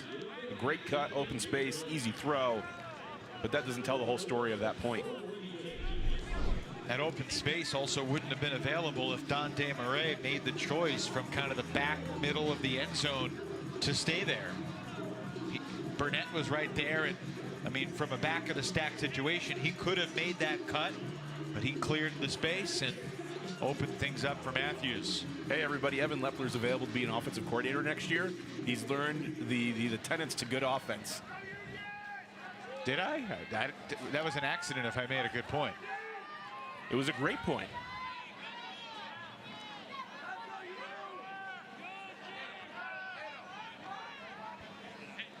Windchill might be looking for an offensive coordinator. Whoa. Just every good thrower in this game today, for some reason, is throwing ducks into the ground. I don't know what it is. It's the second one for Bighorns. Had one early, too. Giannis picks up. Slithers the throw through the tight window to Luo. Here's Gal. Back to Luo. Handlers dominating in the small of smallest spaces. Giannis floats it around. A lot of experience in that throw. Can Minnesota's O-line playing D once again put up resistance? They cannot. Tim Schock in the end zone reestablishes the 5-goal lead. They had Chicago in a bind. That stall count was rising, and Luo is just able to find the open hands. And from Bevon, that's a throw that he knows it's inexcusable. No step on the throw, too casual. And like you said, there wasn't a great block attempt, but Minnesota had done a good enough job to force a high stall situation, and the crafty lefty finds the open hands and Tim Schock at the end of the day. It just feels like for Minnesota this game, you found maybe a little bit of traction, and then it just all gets erased. I have a question for you. Have you ever called a righty crafty, or is that exclusively reserved for lefties? Yeah, that's what they get. They don't get to hold scissors, but they get the title of crafty. They are wizards on the field, so hard to guard. Pollard catches the under. Johnson right there for Chicago. Forcing backhand, and Pollard goes across the field to a couple cutters. Priest is over there too, and he breaks it up. And I think DeClerc has a good case. Priest comes flying in. He has to in order to even have a chance of making the play. But he has to go through DeClerc to get it. I would be calling for a foul too. Another break chance here for Chicago. Take a quick look, Brian. I don't know. I mean, there was certainly some contact on the back end. Thought it was a good play by Priest, though. Chicago looking for its 9th break of the night. Is that a stall or a timeout? We got a timeout for the Union.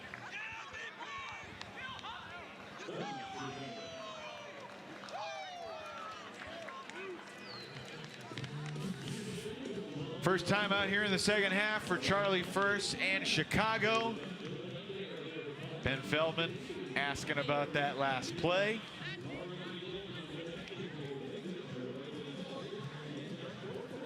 About 40 minutes from now in Montreal, it'll be the Rush and the Royale, but game of the week is later tonight, 9 p.m. Eastern, Salt Lake and Colorado with first place in the West Division on the line.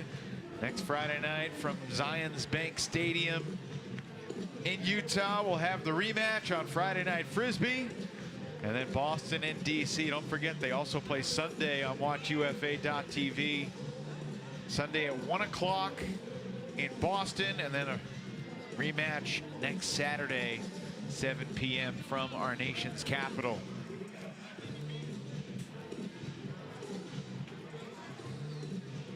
Chicago, if they get to 9-0 tonight, they'll certainly be heavy favorites in each of their final 3 games to potentially go through this season undefeated.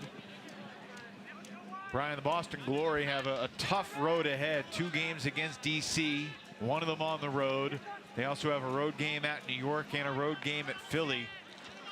What does the Bryan Jones algorithm say about Boston's potential chance of finishing undefeated 12-0? I think it's just all about New York. If New York can play their best game, they have an opportunity to take down Boston. It's going to be tough, but those 2 teams are great rivals. Oh, leaping catch by Brandon Van Dusen in the end zone for the Union again. Largest lead of the night for Chicago. A great grab to end it, but all throughout that point, Evan, I was watching Donde Marray put Justin Burnett on ice skates. Right from the beginning of the timeout, he was able to shake him, get lost, and that's incredible. We know how quick Justin Burnett is. We know he can take on the top matchups and get blocks, and he's had his hands full all game long.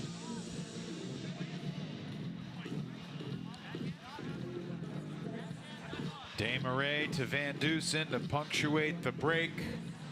Chicago now is 9 for 12 on their D-line conversions.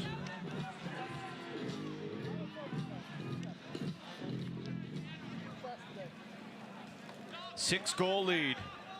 Under 6 minutes to play in the third.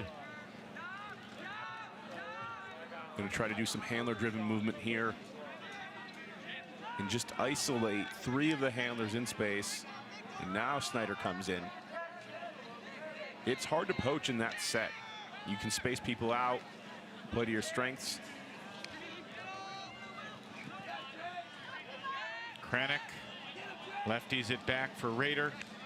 Dishes it right back to PK. Vandy Mortel.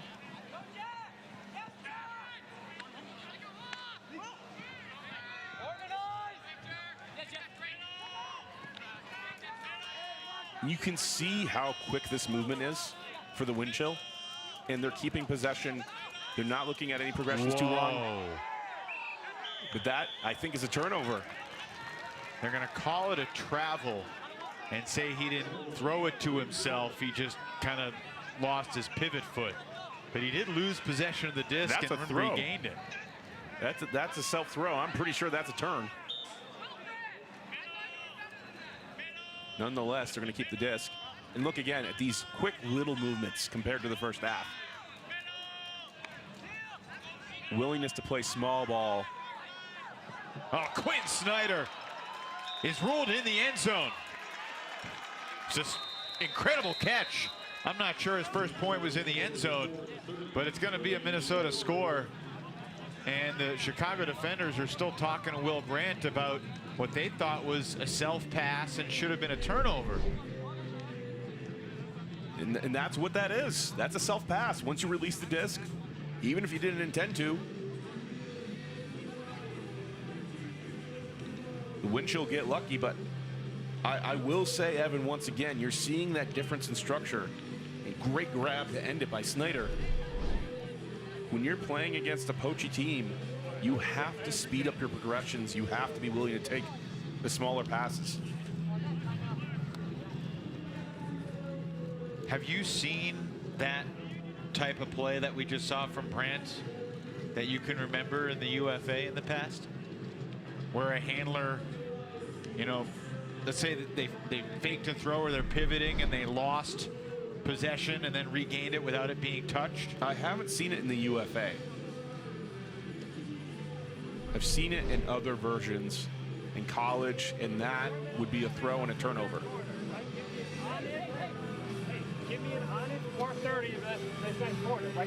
Once you have possession, you're not bobbling it to make the catch. Once you have established possession, once you release that disc, Come on! Energy, still energy to the end! You got 2, 1, 2, 3. Oh yeah. No gas, no brakes, Will. Ultimately, it was Krennic to Snyder.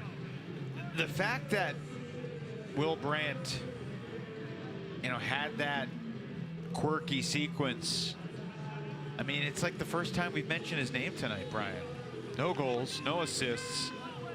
Hadn't had a turn either in 17 completions, but it has been a quiet day for the reigning championship weekend MVP. Yeah, but it's been a quiet day for everybody on that offensive line. So I don't think that's a Will Brandt problem. I think it's Chicago being tuned in to schematically exactly what the Windchill want to do in offense. Dante Marray makes the cut. Thomas Schoch gets that assignment at this point. No Justin Burnett on the field for the Minnesota D-line. Oh, pressure in the backfield, and DeClercq gets the block. Good pressure on Rutledge, denies the dump. Minnesota, can they get back to within 4 as we tick under 4 minutes to play in the third? And it took the Windchill a long time to get aligned, and Ben Feldman takes the timeout, which is an interesting decision with the level of efficiency we've seen from the Windchill offense so far today. Well, they have been top in the league in the red zone conversion. And here DeClercq comes in the reset. A double move gets him to dance, exactly what you want as defender. And I don't know if he got a hand on it, but nonetheless, that's great handler D. I thought he got a small piece of it. And if he gets credit for the block, it moves him past Goose Helton into the top 10 all-time in the UFA in blocks. Your guys, the Dross twins, are still numbers 1 and 2. And Madison's Andrew Mechanix, who I believe is getting his number retired at Breeze Stevens Field this weekend, the first ever Radical to get his number retired since number 3, with 192 blocks. Mechanix had in 137 games. He was one of the early pioneers of the UFA rule set, putting on the double team with the bearded giant Matt Weber a decade ago for those Madison teams that just out-coached everybody, out-schemed everybody in the Central Division. A bobble and a drop in the end zone, and when it rains, it pours. Snyder can't hang on. A well-designed setup out of the timeout. Execution doesn't match it. Chicago's only got 1 timeout left. Wettengel shoots it for Desmarais. Quinn Snyder, can he catch up? Not even close. Wettengel to Desmarais. It's a Chicago hold. It feels like another backbreaker for Minnesota. There's been tons of these all throughout the game. And this is a scoober that you just expect your receiver to make a play on. I don't see anything inherently wrong with it. And on the turn, it's another conversion. I think what we're seeing here, Evan, is an offensive line that's lost confidence. They've lost belief, and that's not something you can easily recover. It's been 2 games in a row against their rival where they haven't showed up. They know they're good players. They've all been successful. They won a championship, but they're making mistakes because they're tentative, they're not sure, and they're moving at a speed that doesn't look like they're confident whatsoever in their ability to continuously score. And I think that's a tough place to be. Well, the question going forward for Minnesota is, can they salvage this? I mean, they're still going to be big favorites, as this is going to be a block by Johnson. They're going to be big favorites. Minnesota is against Madison in the first round of the Central playoffs, but Chicago's stock is rising. 17-10 now.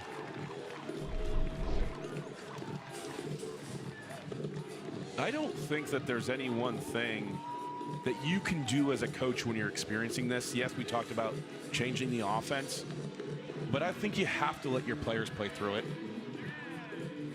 It can't come from a coach. You're seeing the way the players are responding to the situation. They have to find a way to dig it out and figure out what's going wrong.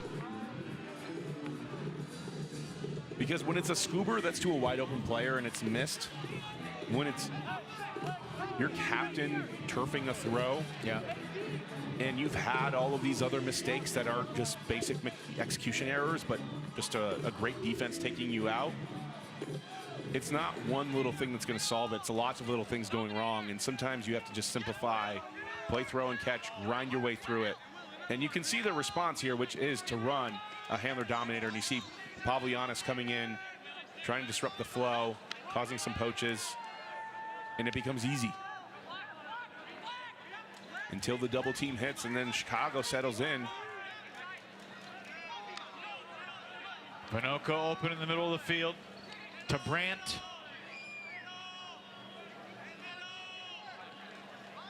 Vinoka, Scuber. Sure-handedness there from Rader.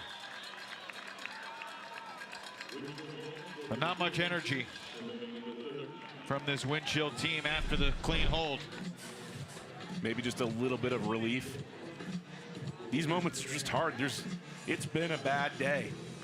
You want to go to bed, you want to sleep and pretend it didn't happen and wake up the next morning and just try to recover. But there's no excitement, like you said, just disappointment, even in a score. The one thing I'll say, though, the saving grace for this Windchill team is that this defense has never quit. You've seen them throughout this entire process. They believe they can get it done because they have. They've been able to break this Chicago offense 3 times in 6 opportunities. And they're not matching the Chicago's defensive line performance, but this is an incredible defensive line performance. Could have been a foul, and it will be. Hanscom catching Shanahan in the back. Back to Arders, wide open.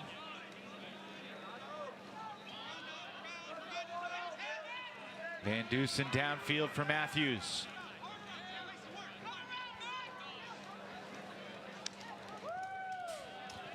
Arders launching the flick again. Colin Berry there for the poach.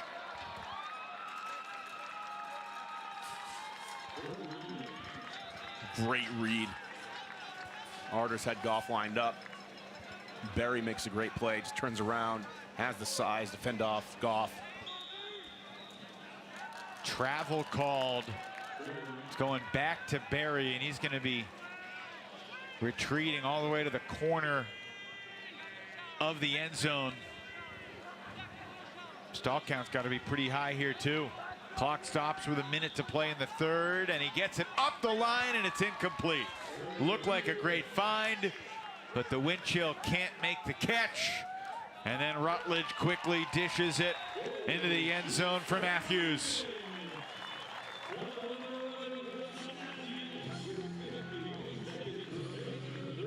When things are going wrong, every play that looks like it could be 50-50 seems like it's not going your way.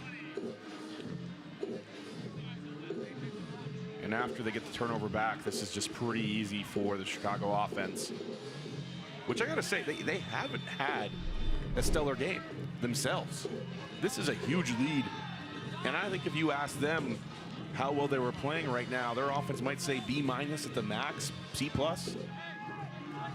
throwaways for Arders. Minnesota, though, has 4 guys with multiple throwaways. Berglund and Pollard each have 3. Larson and Rader each have 2.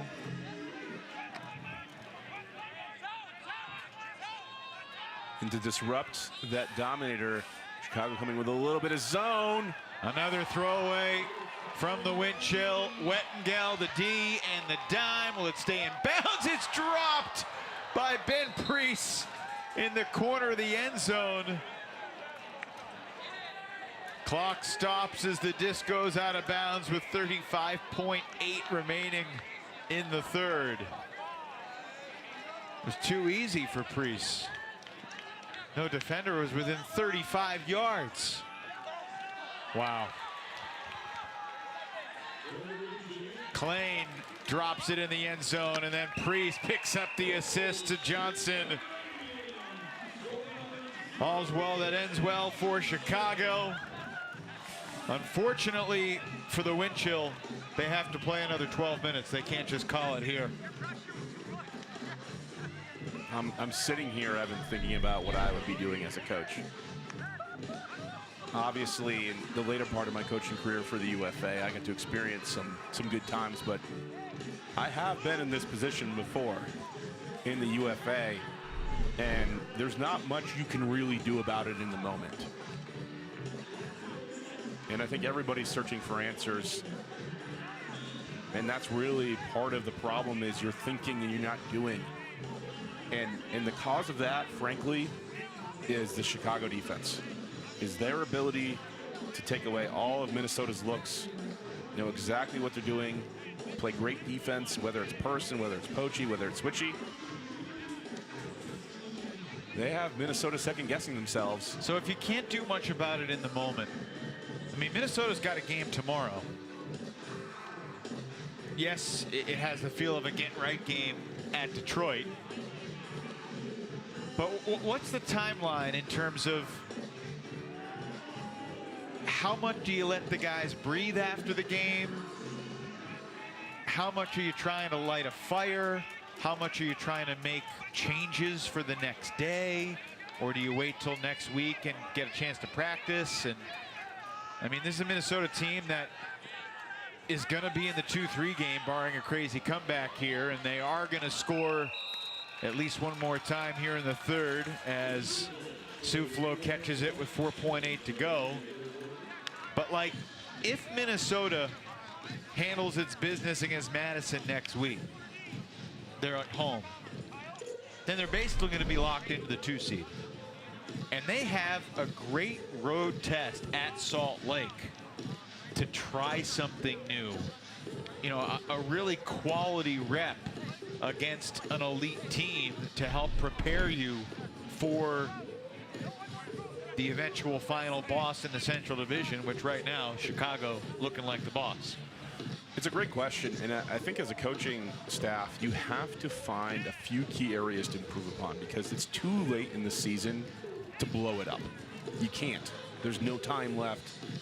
It would be seen as like a move that's just too tough to handle, and Chicago's not even going to try.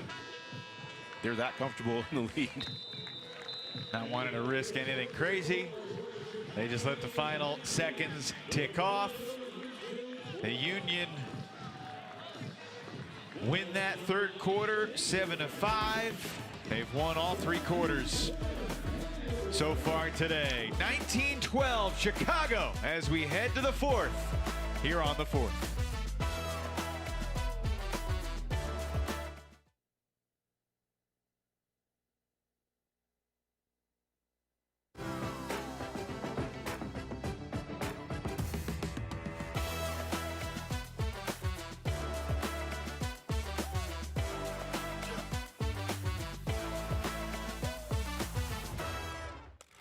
Are you kidding me? Goes up above everyone.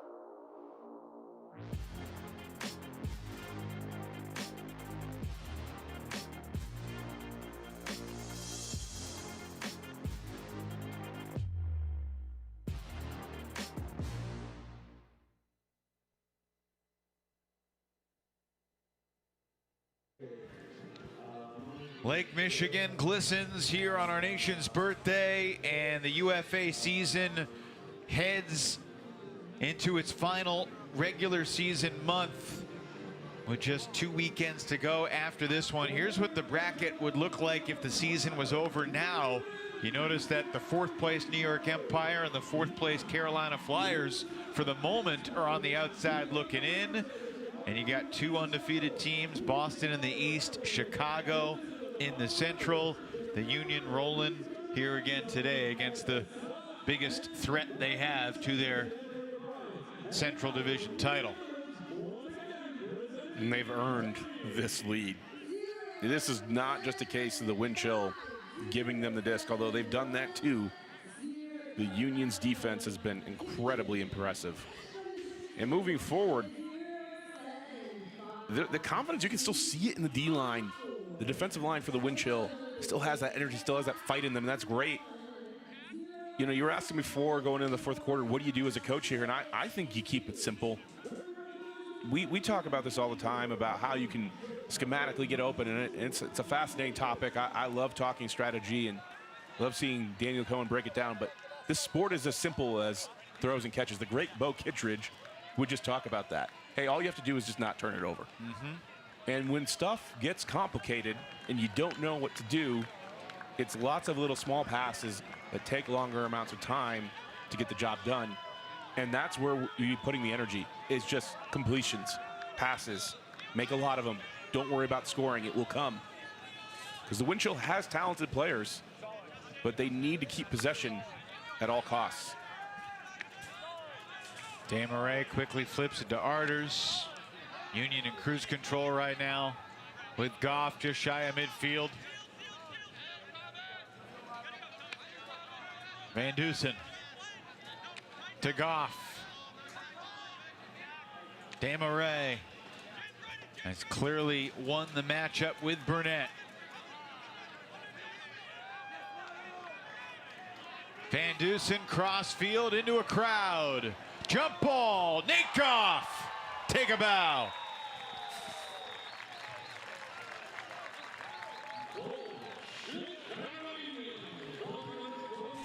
This is good defense from the Windchill, but when Nate Goff is, 6'5", rising above, you can play good defense and it's not going to be enough. The tiniest bit of extra extension wins the day over Shope.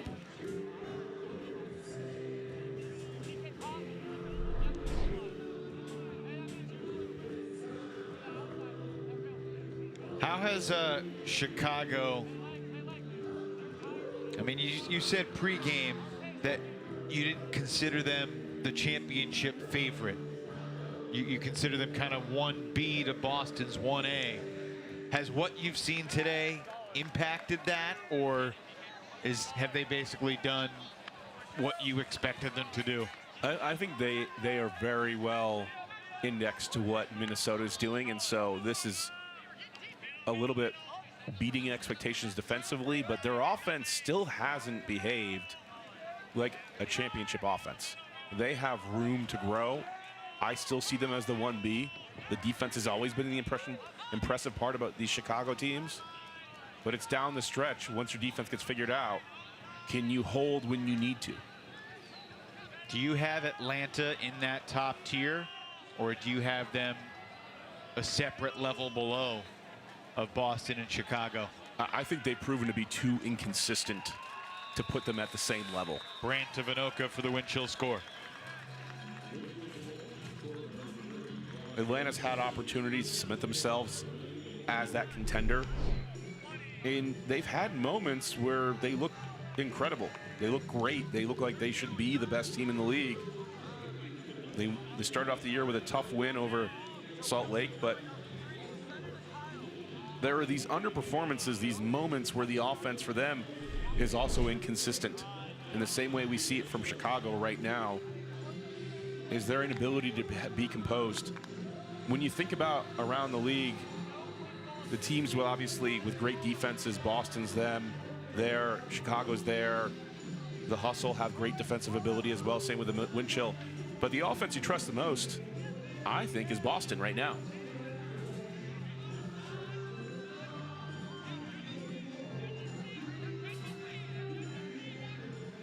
Boston back in action, putting their 8-0 record on the line Sunday afternoon against DC. You said in the third quarter when we were talking about this that Boston's biggest test is at New York. That sounds like you're throwing a little shade at DC, that you don't expect DC to give them a game, as Burnett gets the gift of a block right to him. I think New York has the horses to run closer with Boston. I think Boston has the edge against DC. But could you see DC take down New York? Of course. You think Boston sweeps the Breeze 3 straight in the regular season? I think so. They got 1 down in DC. They'll go for number 2 this Sunday, and then the game of the week next week, 8 days from now on July 12th. Also that night, Atlanta's at Carolina. It's going to be a heck of a Saturday night in the UFA. Van Dusen through the contact, and Berglund shaken up.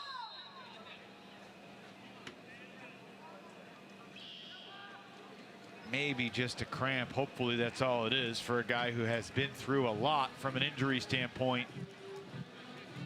Wrist injury last year, tweaked a hamstring in the playoffs, kept him out of championship weekend. Had a adductor ab strain right before the season opener that kept him out for a time. So hopefully that is just a cramp on a hot Chicago Friday.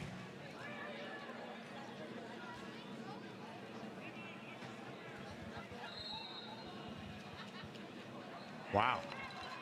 Van Dusen can't believe what he just did. Minnesota has been gifted a couple possessions here, and yet Dante Marray wins it back for Chicago again. Unreal. Bookends for Dante Marray. Welcome to the MVP conversation, young man. I was about to say, who's been more impressive to you this season? Him or his fellow countryman, Tobe DeCrana? Yes. They've both been incredible to watch, and this game has just been about great defense and some, frankly, pretty bad offense. Look at this block by Dante Marray. He's been all over the place. Is it just me, or does he move a little bit like Jack Williams? When you see him trot, he kind of has that jog at the end of a play where Jack is kind of conserving energy, getting ready to strike next. Knows how to turn it on all of a sudden and go. Like right out of Wilmington, Jack.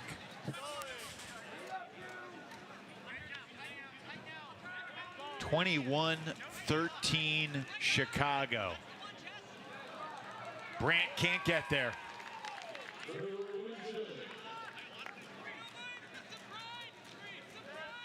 I mean, we weren't too surprised to see Chicago, you know, do Detroit by double digits and do the same to Indy and Pittsburgh. And goodness, Scow goes down.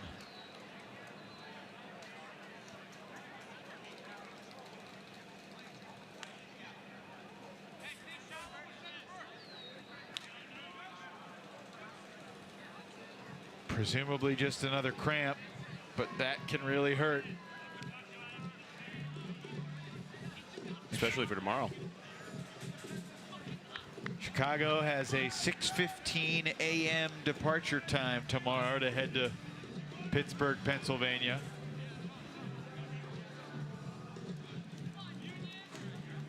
Minnesota traveling tomorrow morning as well to Detroit. You know, Evan, I know that for me, where I live, it's not uncommon to hear fireworks well into the night, 1 a.m., 4th of July. I'm imagining it goes a little bit later in the big cities. Do you think there's a chance they get woken up by fireworks for their trip tomorrow? You mean get like woken up? I think 6 a.m. is probably too late, but I'm wondering, could you get that 4 a.m. wake-up call by fireworks?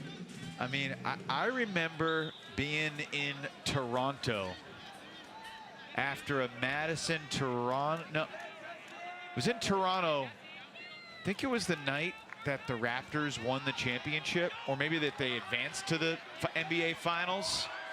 Jesse Johnson! An exclamation point and a 9-goal lead. Jesse Johnson has made a bunch of plays for Chicago here today. Gets on his horse, stays with it. Everything just feels like it's going right.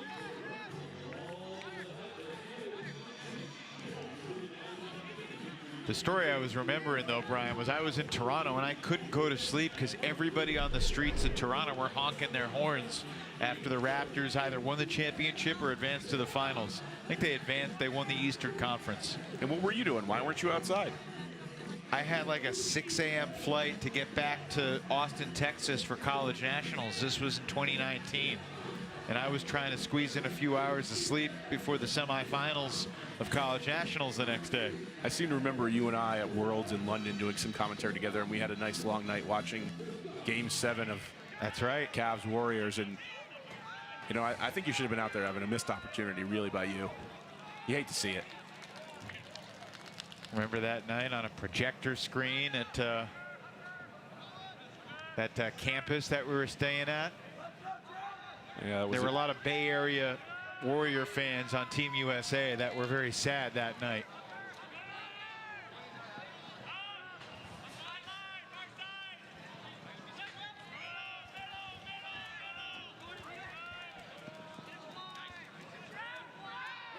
It's going to be interesting to see where the Windchill go from here, how they fare tomorrow as a heavy favorite against Detroit, and more importantly, next week against Madison, and the week after that against the Salt Lake Shred. I think it's going to take a lot of leadership. This is going to be an emotional problem to figure out how to restore that confidence, how to make the right adjustments when everything is going so wrong.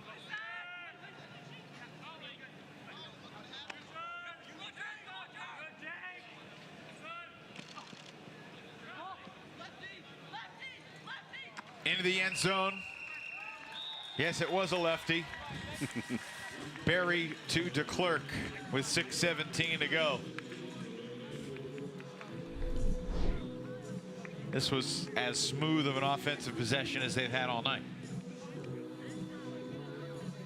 Like I said, Evan, sometimes it's as simple as just playing throw and catch. All of these players have played so much ultimate in their lives. You don't need to give them too much instruction to go out there and get a lot of good O points. Brian, I didn't want to dodge your question from before, though, about, you know, Marray and DeCrana.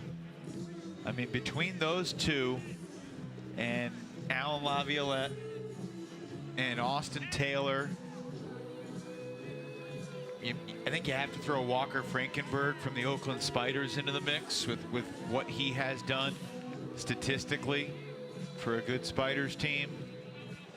And, you know, a guy like Tobias Brooks hasn't played enough for Colorado, but I'm really curious to see how he fares in Game 2 of his season tonight.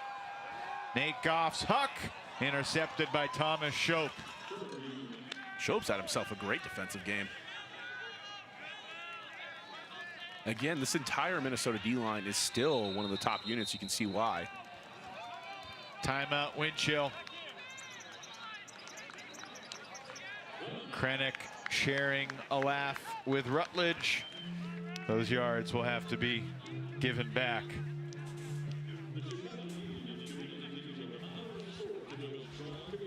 All right, Brian, I'm excited to get your pick for tonight's West Division Showdown, the UFA Game of the Week. 9 o'clock Eastern Time opening pull from Golden. Who you got, the Shred on the road or the Summit at home? Take the Summit at home. I think they stave off a late rally, win by 1, get a block and a buzzer beater. Sounds like a fun game. Look forward to watching that. Can you guarantee that it'll be that exciting? Especially next Friday night. I mean, I've said For my birthday, all I want is double overtime in Salt Lake next Friday night. You might get it. Those two teams, they know how to battle. I was just thinking more and more about, again, what we would do, and I know we've talked about it so much with Minnesota. I just remember when the Spurs lost in Game 6 to Miami Heat, and what Popovich talked about the press conference the next day, you know, after Kawhi Leonard missed some key free throws and they had a championship in their grasp, and Ray Allen hit that shot, is they just tried to fill up the tank again with hope. Go out to dinner, enjoy each other, and I think that's what Minnesota is going to need, just to kind of forget about today, get back to having fun. It's tough to do because these are all great competitors and they know they can be better. Chicago's defense is still playing really tough. And while this Minnesota O-line has clearly had some systematic issues, I think we may not have talked enough about just how suffocating the Chicago defense. I mean, Tim Schock absolutely had Will Brandt locked down there, and Andrew Sjogren is using his speed to create difficult throwing lanes. You could mention everyone's name on the Chicago D-line. It's total team defense. And I've said it from the beginning, they have had every single window locked down. And ooh, Pavel grabbing at his, what looks like to be his hamstring.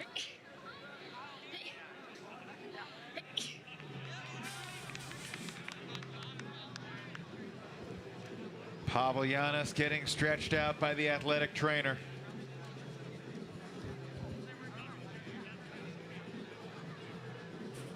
But you're right, Evan. Chicago's defense, from a team level, from top to bottom, they are all over every single look that the Windchill have on offense. It's like they can read their minds, and that's tough to do. Here's hoping this is just a cramp, painful cramp. Like we said, it's hot out, and that D-line's going to run a lot of miles today.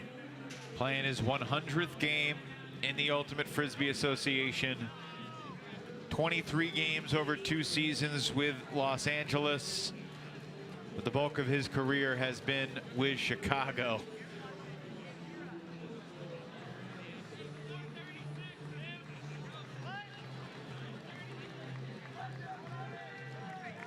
Hopefully he's okay. 31 years old now.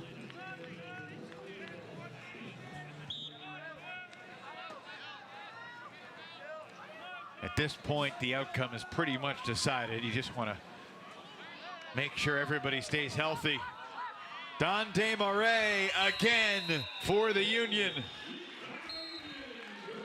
And if he's not the MVP, he might be the Rookie of the Year. And I'm not saying he's not the MVP, but we could have Belgians taking the Rookie of the Year honor in consecutive seasons.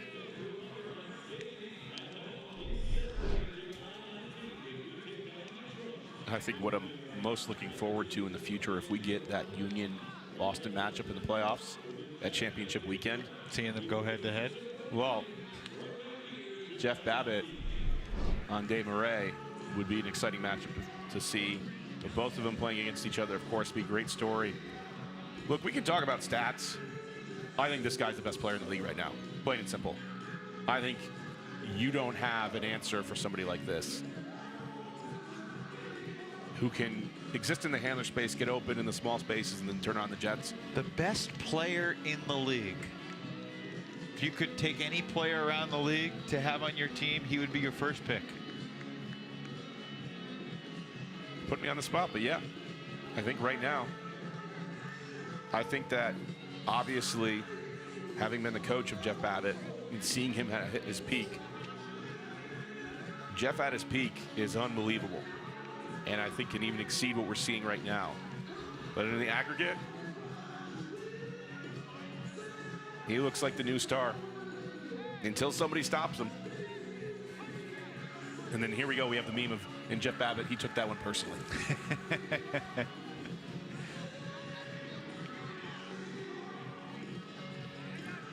23-14. The Union on their way to 9-0. The Windchill gonna drop to 6-2 with both losses. Pretty lopsided scores against these Union.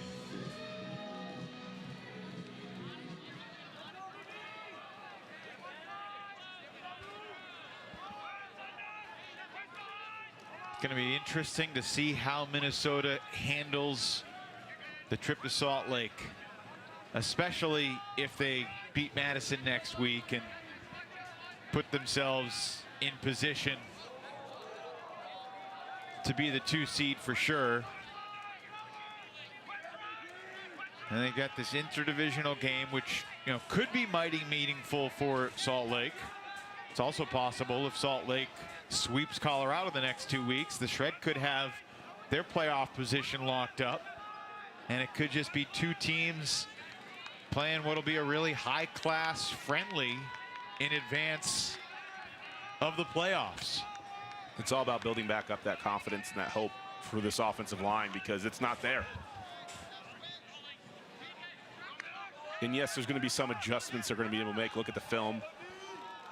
Brian Vinoka not in, but a heck of a grab. And that quick flip finds Quinn Snyder for the score. On the positive side, if you're the Windchill and you can figure out how to eliminate half of these mistakes, just half, you were in the game with one of the best defensive units in the association. The ability to break Chicago, get blocks, they know they can do it, and they can change the tenor of the game. Like I said, my worry for them long term is just confidence moving forward, being connected as a team, because that's the most difficult part.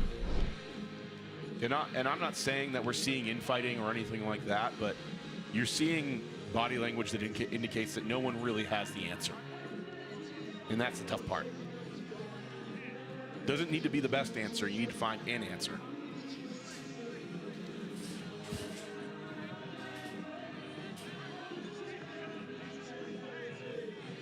We just have an offside call.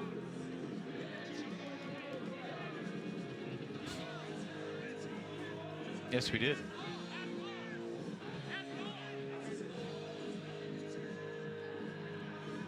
Another mistake for Minnesota. Or it wasn't offsides. The out of bounds pull didn't get to midfield. Wow. Rutledge's throw picked off by Hansen. To Hanscom and Lacey.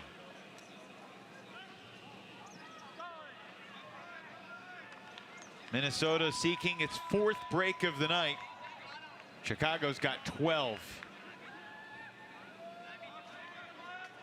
12 breaks and 16 chances for the Union D-line. And Arders foils that opportunity for Minnesota. Shanahan, he wanted to launch it. The sideline was yelling, hang on. Now Marray. Scoobers back to Shanahan. Shanahan has been a mainstay on the Chicago O-line for a long time.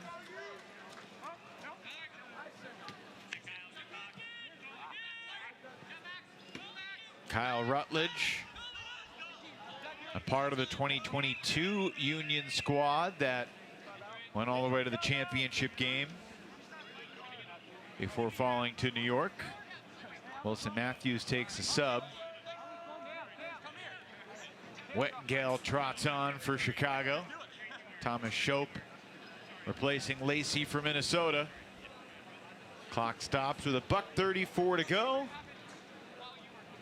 Reminder to tune in on watchufa.tv. You got Toronto at Montreal in the Canadian rivalry game just underway. And a couple hours from now, Salt Lake and Colorado renew their rivalry in the mountains. Gotta be a good feeling for Wettengale.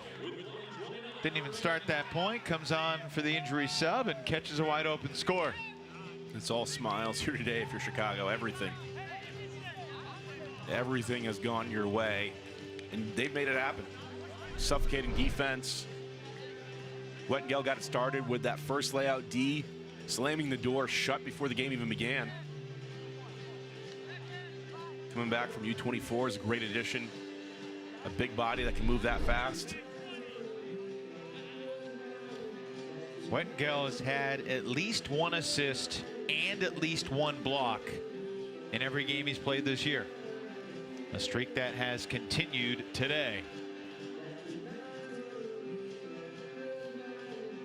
3 blocks, 2 assists, and a goal for Windchill,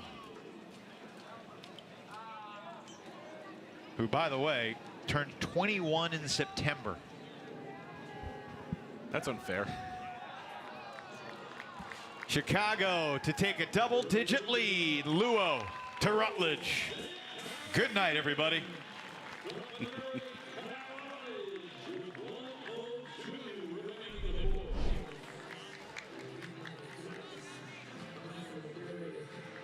There's just nothing more to say. Different variations of the same mistake. Well, it's just an offense who's out of it, and in a dream fugue state on the field because everything's gone wrong. You saw ghosts at the beginning, so now even the simplest of swings is difficult.